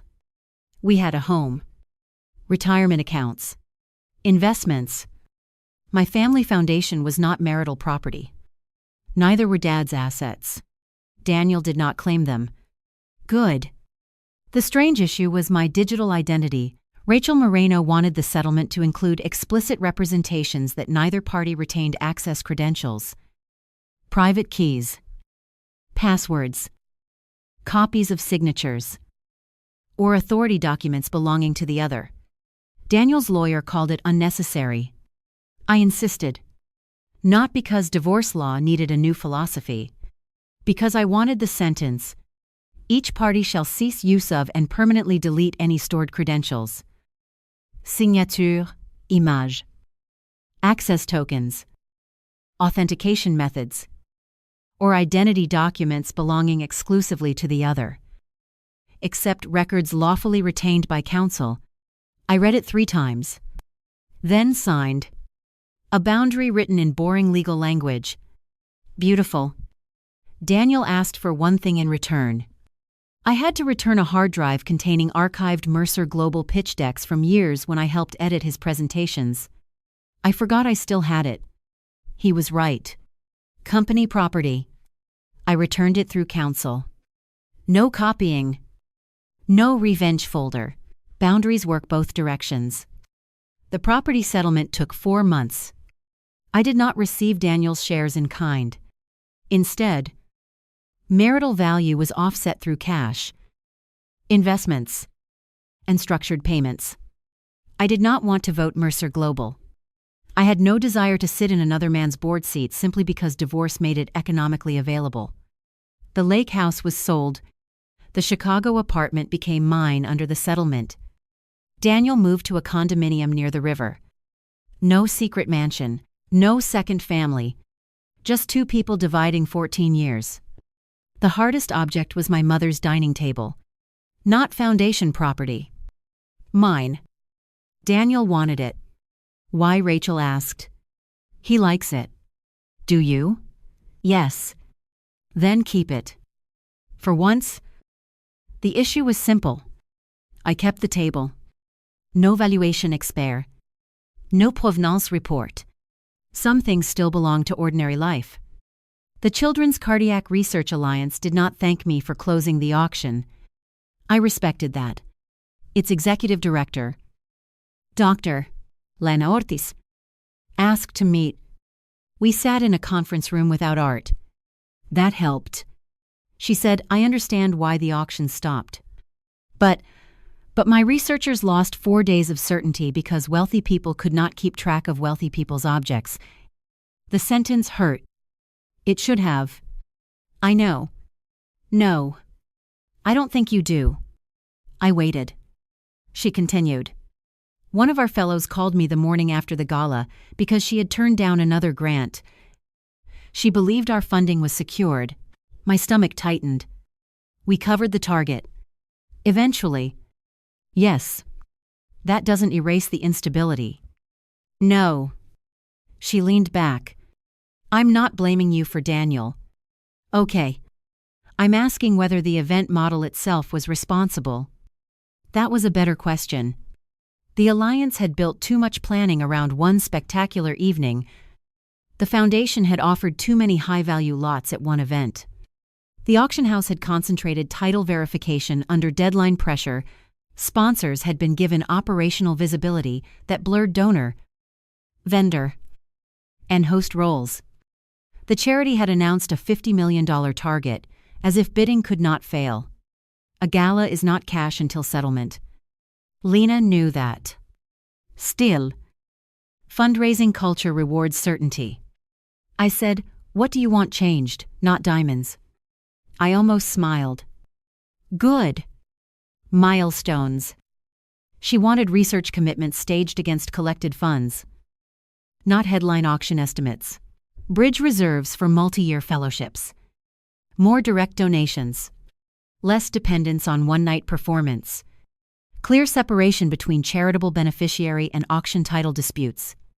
The Whitaker Foundation agreed to fund a 2-year transition reserve, not as apology money. A board-approved program available to any research grantee, funded through volatile event revenue. Other donors contributed too. The Alliance called it the Continuity Pool. Boring name. Excellent idea. A parent on the Alliance Advisory Council opposed the Foundation's role. Her name was Jasmine Reed. Her daughter had undergone 3 heart surgeries before age 6. Jasmine said, I don't want rich families turning every failure into another fund with their name on it. The foundation offered to remove Whitaker from all branding. She replied, that's a start. I liked her. At the first continuity meeting, Jasmine asked me, do you actually understand how absurd this looked? Probably not completely. 700 people. $12 million necklace. $50 million auction. Billionaire father stops hammer. My father isn't, she raised one eyebrow. I stopped. Fair. She continued. My daughter spent last winter waiting for a trial slot. I watched the video and thought, these people live on another planet. I could not argue. Then she said, but the part I understood was your husband moving you when you said no. That surprised me. That part isn't rich. No. It isn't. Class changes available responses. It does not invent domination. Jasmine continued, my first husband used to take my debit card because he said I was bad with money. I said nothing. He never had $12 million of jewelry. I assume not. She laughed. Then became serious. People hear your story and think the lesson is, have a powerful dad. I hate that. Then tell it differently. That sentence changed how I spoke publicly. I stopped emphasizing the 10-second auction stop. Not because it was untrue. Because it was not replicable. Most people cannot text a foundation founder. The transferable part was document ownership. Preserve records. Do not let family language replace title. Do not confuse access with permission. Use independent process when relationships overlap. Much less viral. More useful. The Whitaker Foundation's Donor Intent Review produced its own reform. River Before Snow stayed in the collection, not because the Benton granddaughter had clear legal veto power, because the board decided the original correspondence established enough expectation of continued public access that sale would undermine trust. The foundation catalog changed. Every restricted, ambiguous, or historically sensitive gift received a donor intent flag, not legally binding in every case. A warning. Before deaccession, staff had to review original correspondence rather than database summary alone. Claire Benton, the granddaughter, attended the first meeting. She was 70. Sharp. Unimpressed by my father, she told him, "You promised my grandmother." Dad answered, "My father did." Sam institution. Good point. Charles said, "The legal advice says the letter may not create a restriction." I didn't ask what your lawyer says. What are you asking? What your name should mean? After the people who made promises are dead. The room went silent. That question could have been asked about my marriage too. Names outlived the conversation where they were used. Foundation. Family. Husband. Wife. Gift. Lan. Promise. Documents help. They do not capture everything. The board voted to retain the painting. Claire said good. No gratitude. Dad loved her. He invited her to lunch. She declined twice. Then accepted. They became friends in the combative way old people sometimes do. The exhibition of my mother's jewelry became unexpectedly popular, not because of the scandal. At least not only. The museum added timed entry. Visitors listened to Mom's recorded voice complain about the relaxed diamond. Children drew jewelry designs. One little girl wrote in the visitor book, "I like that the necklace is crooked because perfect things are boring." I photographed the sentence. Sent it to Dad. He replied, "Your mother has been vindicated by an 8-year-old." The scandal slowly detached from the objects. Then the museum received an anonymous complaint. The caller alleged the displayed Riviere was not the original. My heart stopped when Helen told me, "Replica, that's the claim." Could Daniel have switched it? We checked condition after recovery. Did gemology verify stone's visual and serial mapping? Not full lab. The foundation could have ignored an anonymous claim. It did not. A certified jewelry conservator and independent gemologist examined the set. Every mapped stone matched historical photographs and prior microscopic records. Metal wear matched. Repairs matched. Clasp matched. Third stone still relaxed. Original. The complaint was false. Why include this? Because after a real breach, institutions become vulnerable to every rumor. People think one proven lie makes every new allegation plausible. The foundation published a brief verification notice. No drama. I asked Helen, "Do we know who called no?" Daniel, "No evidence." Serena, "No evidence." Reporter, "No evidence." I stopped. Enough. Not every mystery needs a villain. That was new for me. During divorce discovery, we found one thing Daniel had not lied about. He never used Mercer Global money to fund the affair. Restaurant meals, personal card. Apartment Serena's. Trips, some improper personal portions inside legitimate business travel. But mostly reimbursed through settlement. Gifts, his own money. Except the foundation jewelry. I had assumed there would be more. No second ledger. No secret villa. No $1 million drain. I felt strangely disappointed. Rachel asked why I wanted the affair to explain everything. It doesn't. No. Daniel's control problem existed before Serena. The affair amplified it. Did not invent it. That made the marriage harder to summarize. There was no single woman who stole my husband. No single financial scheme. No hidden addiction. No evil board. Daniel had spent years expanding whatever authority he had. At home I handle this. At work I assume responsibility. At foundation, family control is flexible. With Serena we'll regularize later. With me, same difference. The habit was ordinary enough to hide inside competence. That is what frightened me. Rachel asked, "Would you have stayed if there were no affair?" I thought. Maybe before the fake authorization. After, no. Why? Because he used my no as a drafting problem. That was the sentence. I had told him no. He created a document saying yes. The diamonds were spectacular. The violation was administrative. Daniel understood that eventually, not from me, from probation counseling, according to something he later wrote. His first apology letter arrived after the divorce settlement, but before the decree, Rachel asked whether I wanted it. I said yes. Daniel wrote, Emily. I kept trying to explain the jewelry as temporary because I thought temporary made it smaller. It doesn't. You said no. I decided your no was based on a rule I understood better than you did. So I built a document that produced the answer I wanted. I told myself I would repair the paperwork later. I used your laptop, your phone, your signature, your access card, and your family reputation. I also used the fact that people at the foundation knew me and did not want to challenge me during a major event. That is the part I did not understand until afterward. I thought authority meant accepting responsibility for outcomes.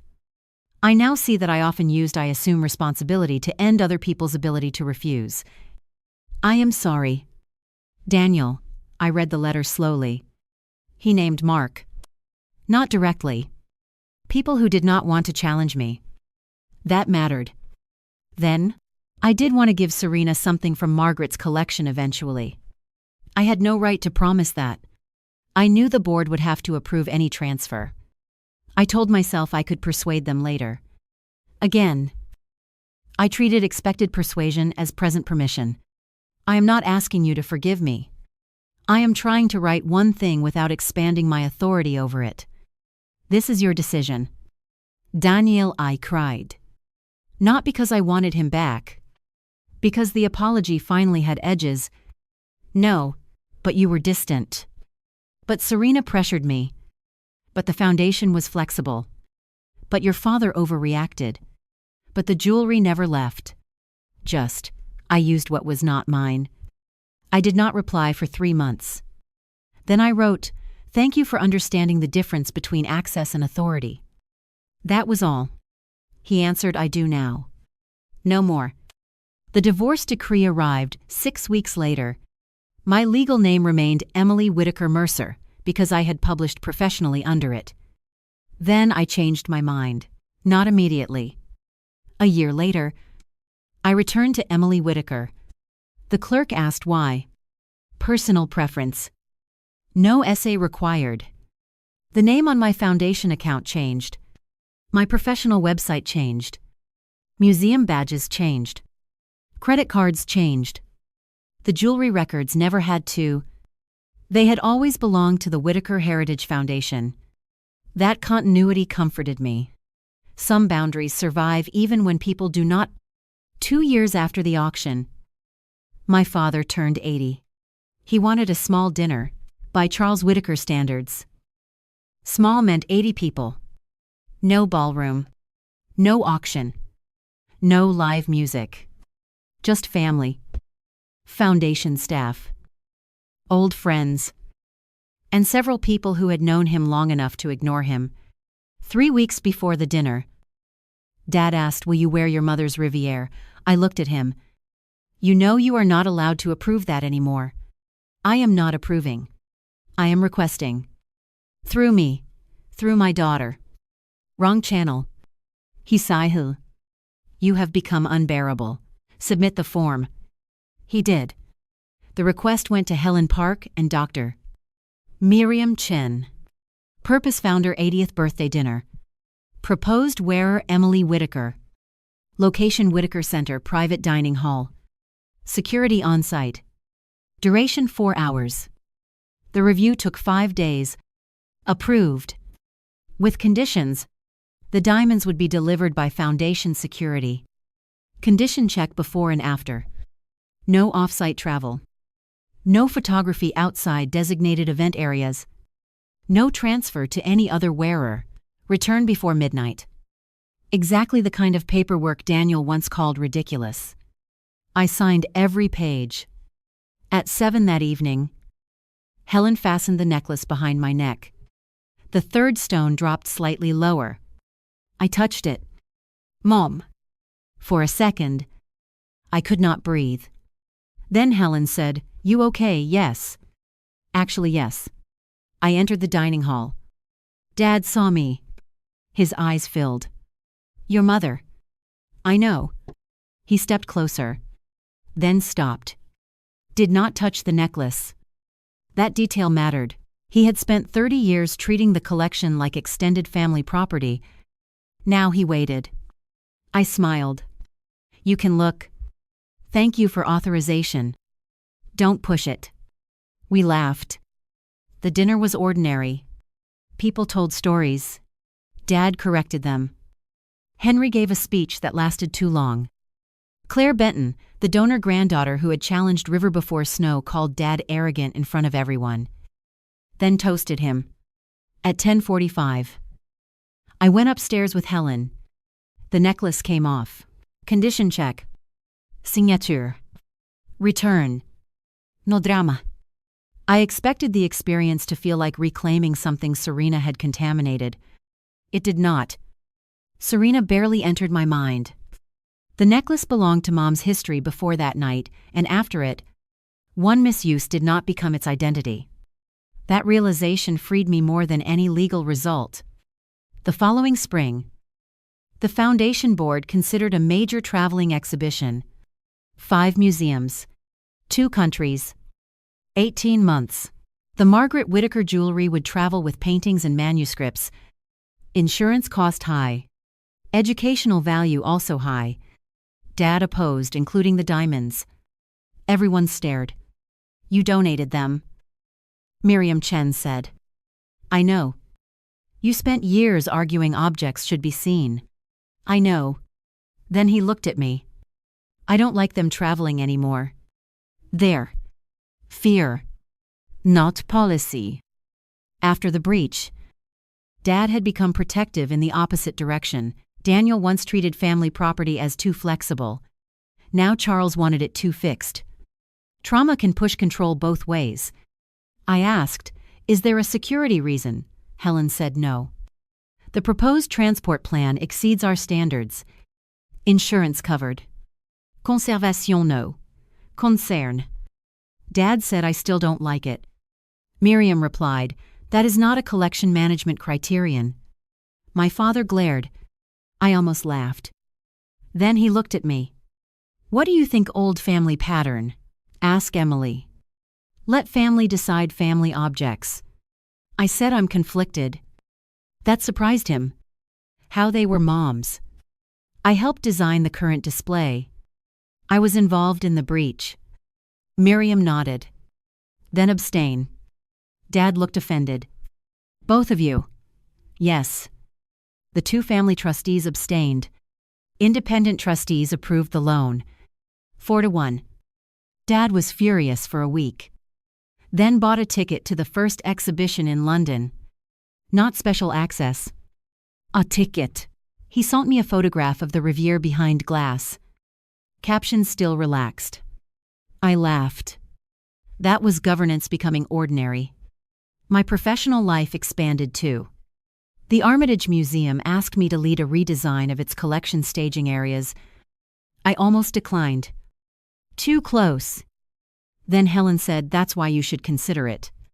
Conflict experience. Different. The project was not funded by my family. The museum ran a competitive selection. My firm disclosed the foundation relationship. An independent procurement committee chose us. Clean. The redesign focused on transition spaces, places where objects are most vulnerable: loading dock to intake, crate to staging, staging to gallery, gallery to event, event to storage, not the vault. Movement. Most custody problems happen during transitions. That was true of people too. Marriage to separation, founder to non-executive, family collection to public institution, private promise to formal authority. The moments between stable roles are where assumptions multiply.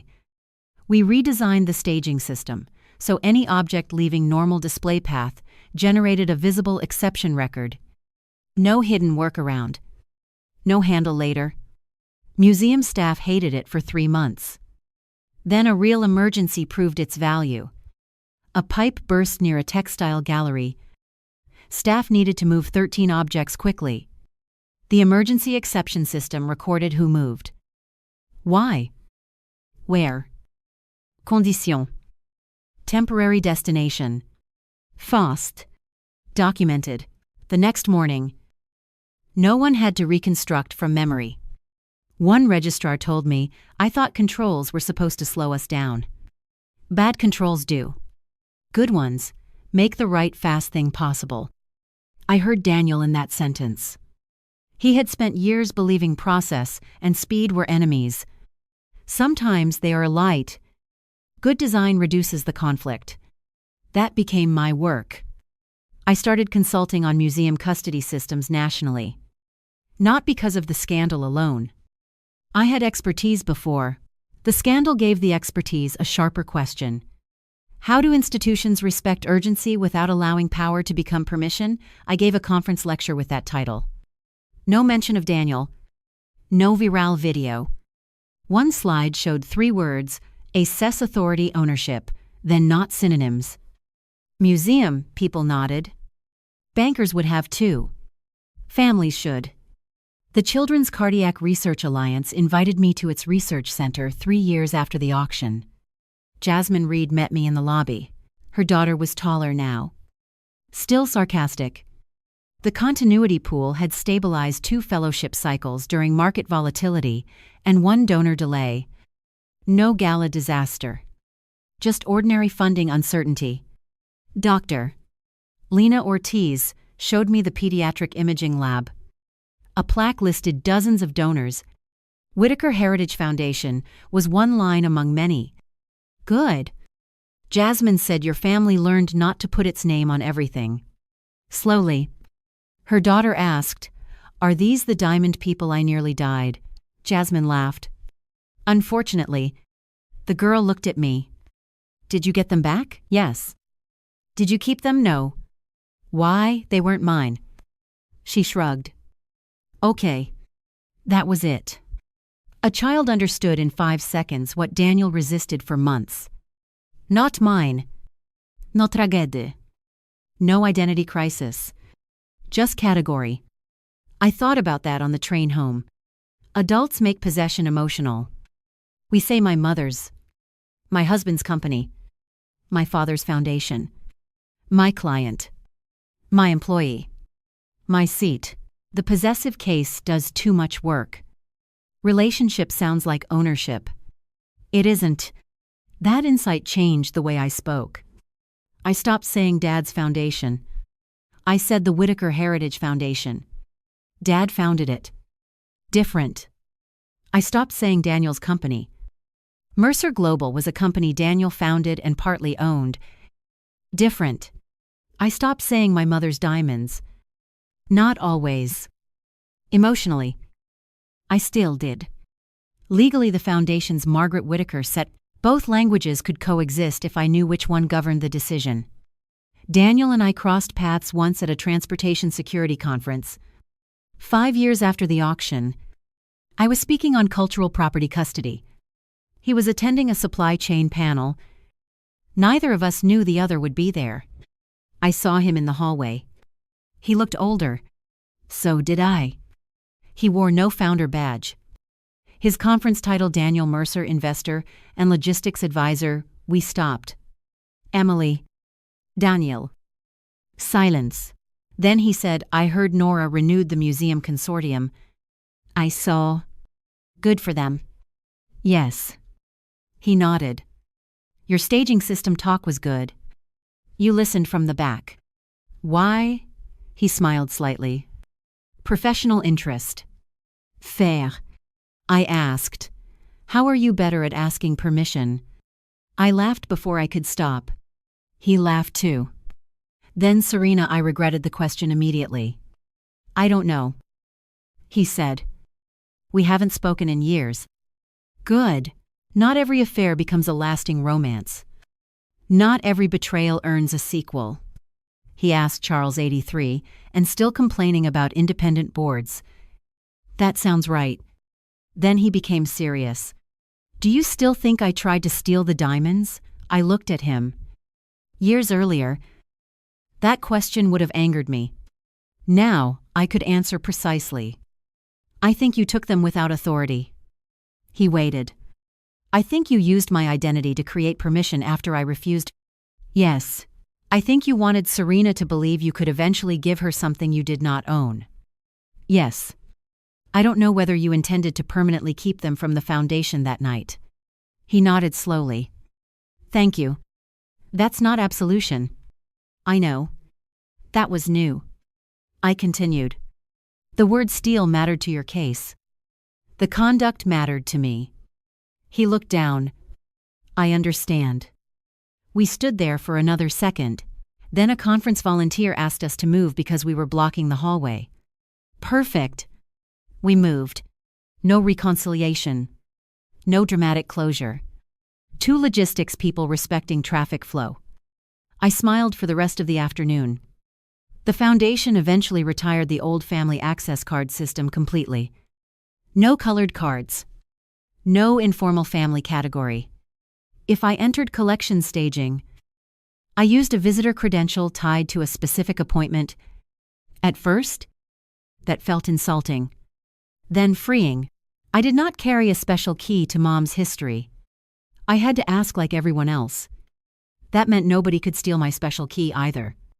Security sometimes comes from having less privilege. My father took longer to appreciate that.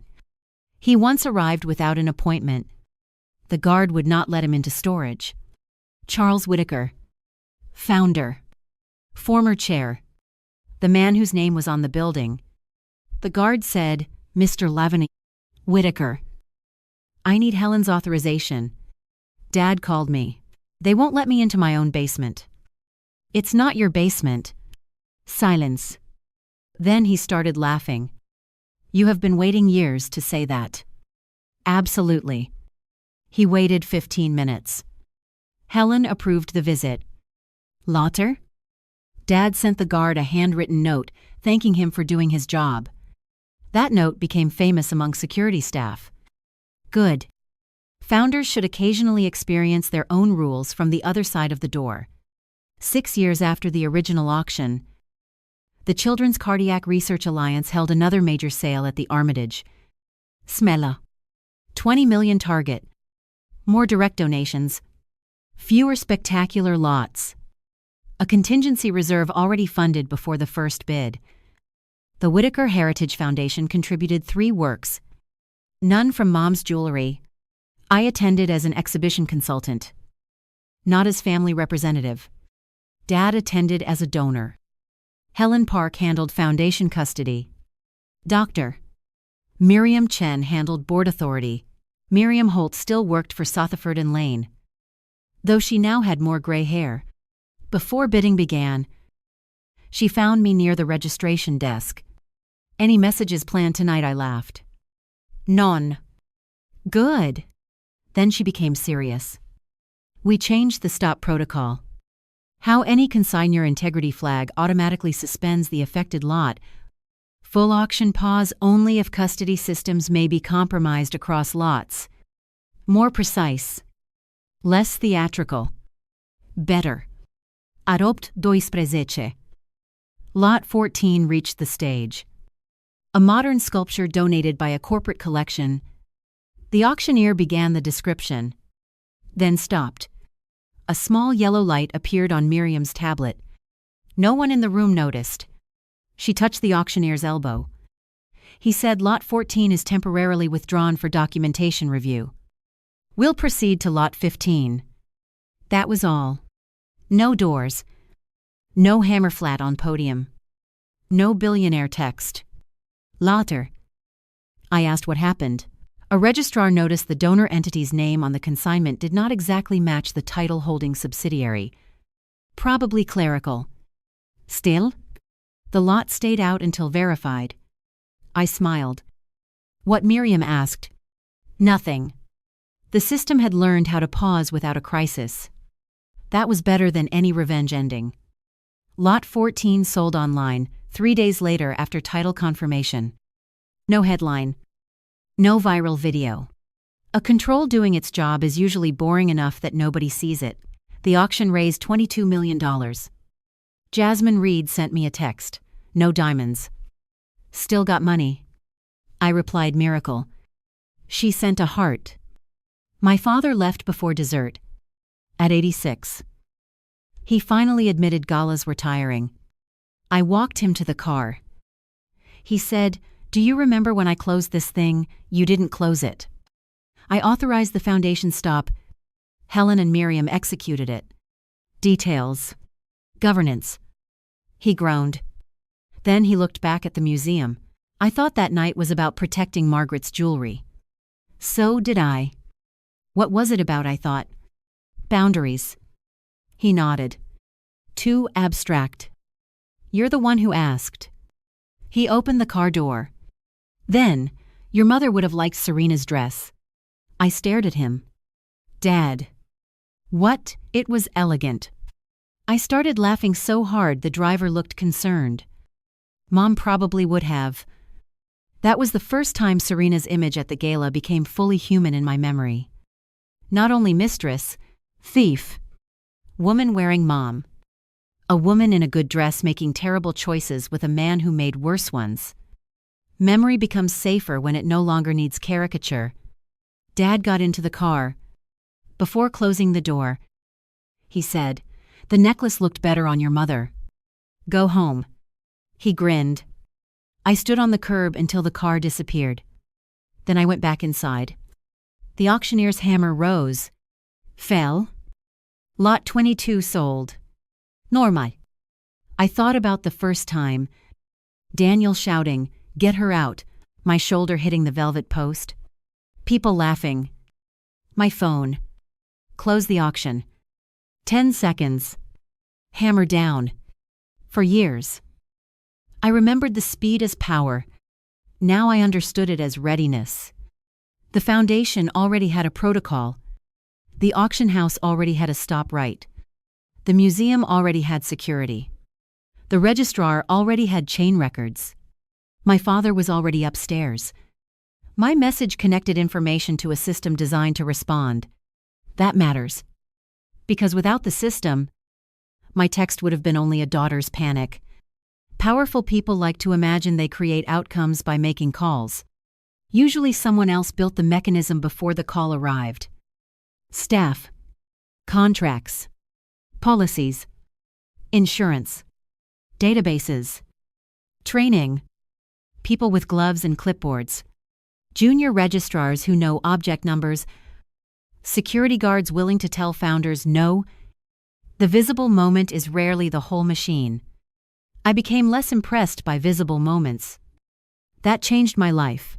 When a client said the mayor wants it, I asked, does the mayor have authority? When a collector said it's my family's painting, I asked who holds title. When a museum director said, we always do it this way, I asked, where is it written? When my father said I founded the place, I asked, what does the current board say? When I said my mother's diamonds, I reminded myself emotionally. The habit annoyed people. Good. Not every irritation is a problem. A few years later, Henry's daughter, Grace, got married. She wanted to wear Mom's old mine earrings. Not the Riviere. Just earrings. She asked me first. I said, wrong person. She laughed.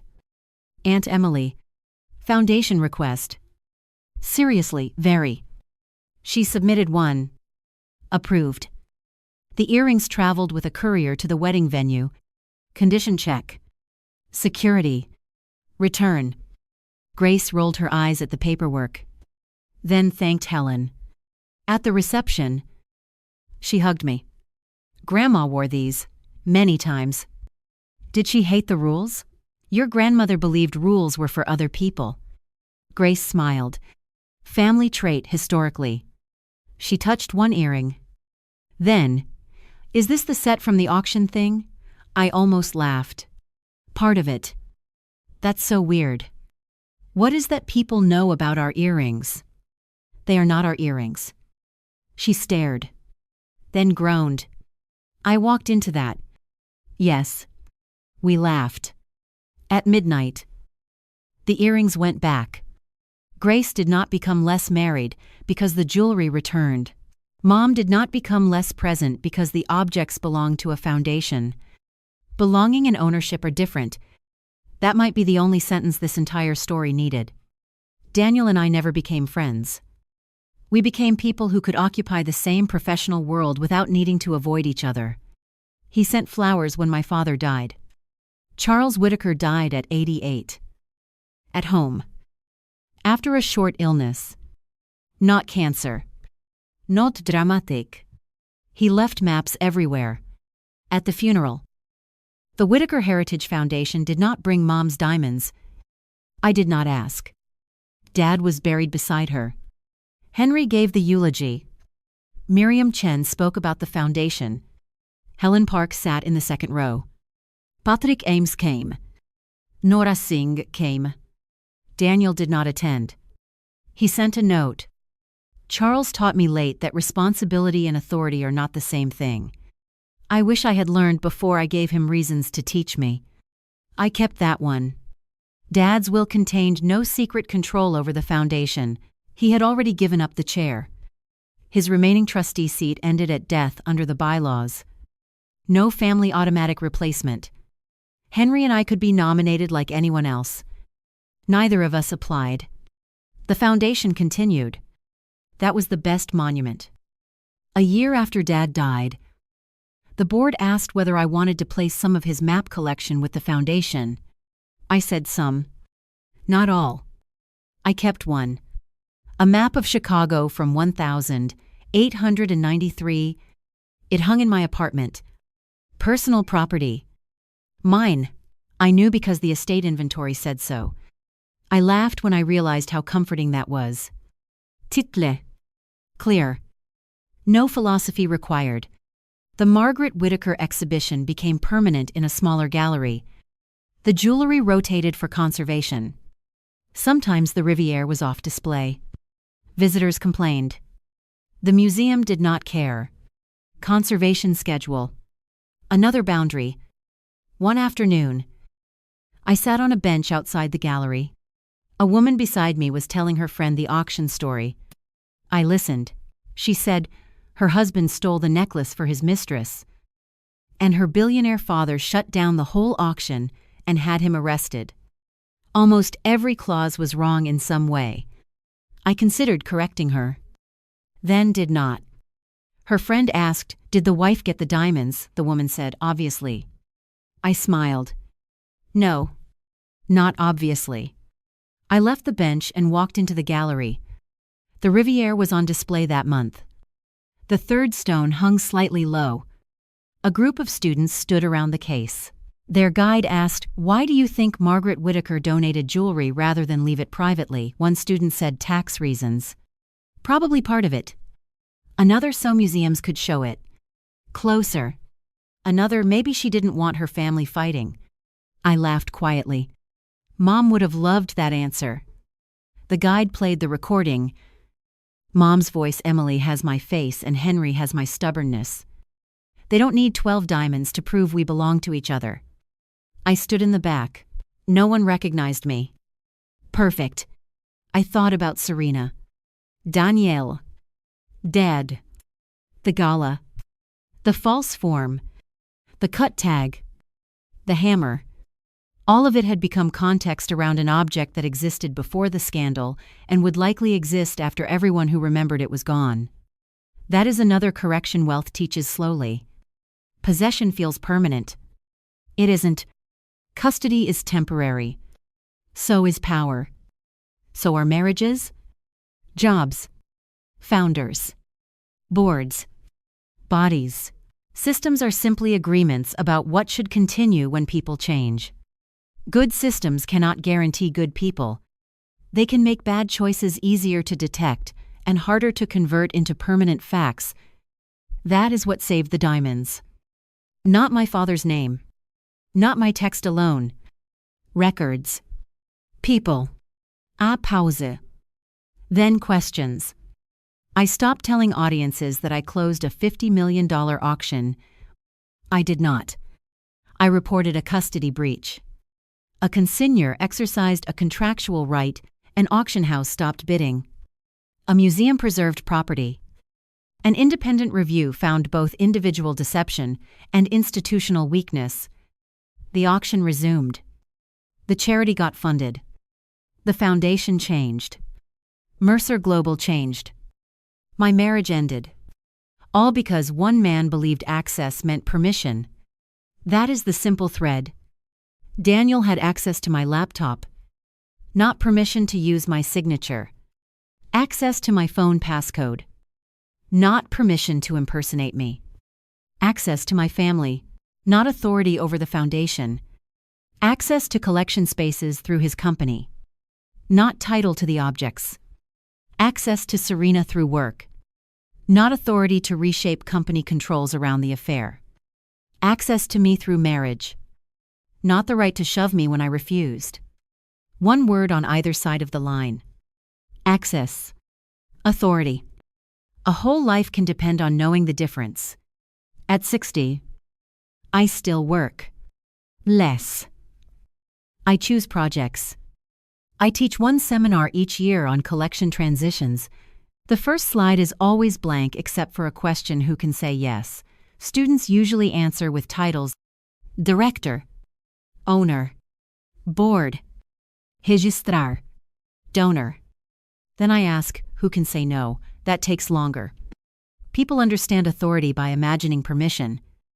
They understand control only when they imagine refusal. I tell them, if your system knows how to process yes but becomes confused when someone says no, your system is not complete. I never mention Daniel by name. I do not need to. The lesson stands without him. After class one year, a student waited. My boyfriend uses my passwords because I'm bad at tech. I looked at her. Do you want him to mostly? Then decide what mostly means before there's a disagreement. She nodded. I did not tell her to leave him. Did not turn my life into prophecy. Boundaries are not accusations. They are definitions. That is another thing I learned late. Daniel and I had shared passwords because sharing felt intimate. We never defined whether knowledge meant permission. Most days, it did not matter. Then it mattered more than $12 million. One night, long after Dad died, I found the old text exchange in an archive. Daniel, can Serena wear one of your mom's pieces for the exhibition promo? Me, absolutely not. Daniel, why me collection policy? Also no. 2 words. Also no. I used to read the message with anger. Now I read it with gratitude. I had been clear. That mattered to me for years because deception makes people question whether they somehow left the door open. I did not. I said no. The system around me failed to honor it for 40 minutes. Then the system corrected. The jewelry came back. The auction stopped. The evidence remained. The consequences unfolded. No, became visible again. That is enough. The final time I saw Daniel was at Patrick Ames's retirement dinner. Patrick had stayed with Mercer Global until 70. Nora Singh was still CEO. Mercer had grown. Different company. Samanama. Daniel sat 2 tables away. At the end, Patrick pulled us both into a photograph. I almost refused. Then thought, why a photograph is not reconciliation. We stood. Patrick in the middle, Daniel on one side. Me on the other. The photographer said closer. Daniel and I both laughed. Patrick looked confused. We moved 1 inch. No more. The photo arrived later. I kept it. 3 people. 3 histories. Clear space between them. Perfect. 7 years after the original gala, Sutherford and Lane asked me to join its Charitable Auction Advisory Council. My first answer was no. Miriam Holt asked why conflict. With what my family foundation consigns objects, then you recuse when Whitaker property is involved. I have history with auction security.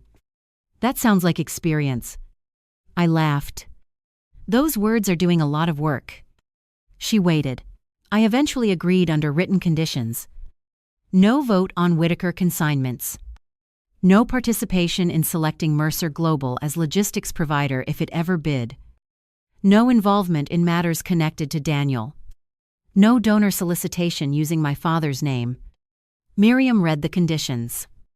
You know, most volunteers just say yes. I have become difficult. We noticed. The council turned out to be less glamorous than expected. Most meetings involved buyer defaults, donor documentation, reserve pricing, shipping, tax receipts, event timing, and whether auction paddles should be physical or digital. I loved it. One meeting centered on a donated vintage car. The donor's son insisted the vehicle belonged to his father personally. The title showed a family LLC. The father said, same thing. Everyone at the table looked at me. I started laughing. The donor frowned. What? Nothing. Miriam said Emily has feelings about the phrase, same thing.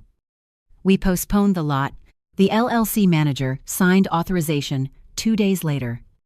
Car sold. Nobody became viral. Another donor wanted to loan a necklace to a celebrity for the gala selling a slash. Miriam asked collection property or personal. Personal. Who owns it? Donor. Insurance confirmed. Written wearer authorization, signed. Return protocol midnight. I said fine. Everyone stared. What? Miriam asked. You expected me to ban necklaces forever, she smiled. Maybe. That mattered. A boundary is not fear wearing legal language. The point was never wear jewelry. Never trust spouses. Never use family objects. Never hold galas. The point was know who can authorize what. When authority is clear, beautiful things can still be used. That distinction kept me from becoming rigid. I had watched Dad swing from informal access to wanting the diamonds locked down forever. I understood the temptation. After betrayal, control feels like safety. Sometimes, it is only the mirror image of what hurt you. Daniel wanted every door open because he trusted his judgment. I briefly wanted every door closed because I no longer trusted anyone's paloases. Neither is governance. Good systems open the right door for the right reason. Then record who walked through it. That principle became part of the advisory council's training list. No one knew where I learned it. Good. My life did not need to be the footnote for every policy. At the council's 5th annual meeting, Miriam announced retirement. She handed the chair role to a former state museum director named Felicia Grant. Miriam hugged me. You ruined auctions for me. I ruined one. You taught everyone to ask title questions before champagne. You're welcome. She laughed. Then she said, the first night, when Charles stopped the auction, I thought he was overreacting. So did half the room. I almost refused. I looked at her. What? The protocol gave the consignor authority to request pause. But the auction house still had to decide how broad the pause should be. You could have continued non-Whitaker lots, in theory. Why didn't you? Because if Daniel used an event contractor, family credential, registrar login, and false release together. I did not know whether the weakness was object-specific. That was exactly right. She continued. I wasn't obeying your father. I was protecting buyers from uncertainty. I couldn't bound in 10 seconds. I smiled. That's a better story. Terrible thumbnail. Much. We both laughed. Then Miriam gave me the original paper incident log from that night. Not the legal file. A duplicate she was permitted to release after retention requirements ended. 1 page. 8:48 p.m. Consignor reports. Unauthorized jewelry wear. 8:49. Lot 41 bidding paused. 8:50 hold all Whitaker movements. Bah. 51 security verification initiated. 853 gala auction suspended. 916 jewelry condition documentation underway. No betrayal. No mistress. No shove. New dad. Operational facts. I framed it.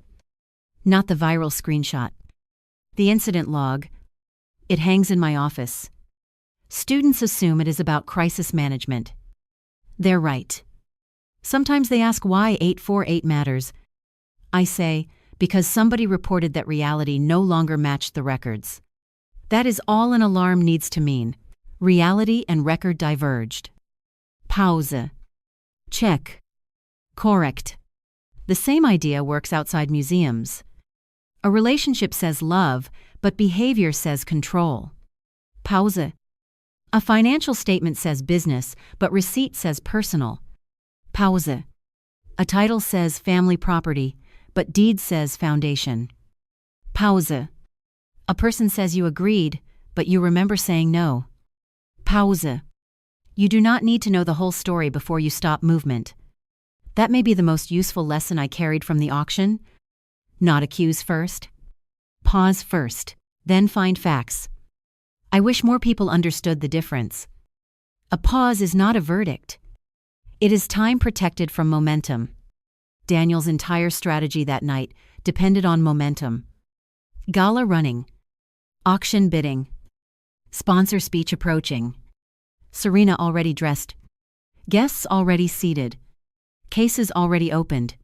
Paper already printed. Everything around me said, "Do not interrupt." That social pressure is powerful. Events train people to preserve flow. Weddings. Galas. Board meetings. Closings. Flights. Funerals. Holidays. Not now. We will deal with it later. Daniel counted on later. My text created now. Close the auction. Not forever. Now. That was the part I teach most carefully. Stopping is not destroying. The auction resumed. The charity funded its programs. The foundation kept working. Mercer Global survived. Even Daniel built another life. Momentum was interrupted. Not existence. People who benefit from momentum often describe a pause as catastrophe. Sometimes it is only the first moment anyone can think. People still ask about the auction occasionally. They want the dramatic version. What did your husband do when your father stopped the bidding? He panicked. Did your dad fire him? No. Did you take the diamonds home? No. Did Serena get arrested? No. Did Daniel lose everything? No. The answers disappoint them. Then I tell them what actually happened. My husband used my identity after I refused permission. He removed foundation jewelry under a false document. He gave it to his mistress to wear Tinamedas. He shoved me when I challenged him. The auction stopped because custody could no longer be certified. You can't because camera footage preserved what happened. His company, the foundation, the auction house, Assuré, charity, and courts each handled different consequences. No one process fixed everything. That is usually where they become quiet. Reality is less satisfying. Then, more interesting, the payoff was never that Daniel had ordered security to remove the daughter of the man controlling the auction. My father did not control 700 people. He did not own Southerford and Lane. Did not own the museum. Did not own Mercer Global. Did not own me.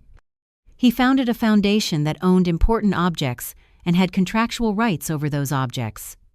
That was enough to stop a sale when custody failed. Specific power. Bounded power. The kind I trust now. Daniel's power that night was less bounded. Sponsor. Husband. CEO. Client. Family connection. He blurred them until one role seemed to authorize the next. Then he hit a boundary he could not talk past. Title. The diamonds had an owner. Not him. My account had an owner. Not him. My signature had an owner. Not him. My body had an owner. Not him. The auction stopped for the first of those truths. My marriage ended because of the rest. He shoved me toward the exit because he thought possession was enough. He possessed the boxes, the credential, the password, the room, the sponsor microphone. For a moment, even my movement. Then the hammer came down. Years later, I finally understand why that sound mattered. Not because my father was powerful, because somewhere beneath the glamour, the contract still meant something. The record still meant something. The word no still meant something. And so did I. This story carries meaningful educational value about consent, ownership, and the danger of allowing personal relationships to override formal authority. Through Emily's experience, viewers learn that being a spouse, founder, sponsor, executive, or family member does not automatically give someone permission to use property, accounts, signature, or institutional privileges belonging to another person. Access, authority, and ownership may overlap, but they are not the same thing. The story also demonstrates why procedures and documentation matter even when people trust one another. Daniel repeatedly turns limited permission into broader authority, eventually using Emily's digital identity and signature after she had explicitly refused his request. At the same time, the investigation reveals that the foundation itself had developed informal family exceptions that made the abuse easier. This teaches that accountability should examine both individual misconduct and the systems that allowed it to happen. Most importantly, Emily does not turn the scandal into a simple revenge story. The foundation reforms its own practices. Mercer Global removes executives' ability to bypass custody rules. Emily's father accepts limits on founder privilege, and Emily recognizes that even she should not receive special access simply because the collection carries her family name. The story therefore teaches that strong institutions are not built by trusting powerful people to behave well. They are built by creating rules that apply consistently to everyone, and by recognizing that sometimes the safest and most responsible action is to stop, verify, and ask permission before proceeding. Scriptwriter Nguyen Van Chien.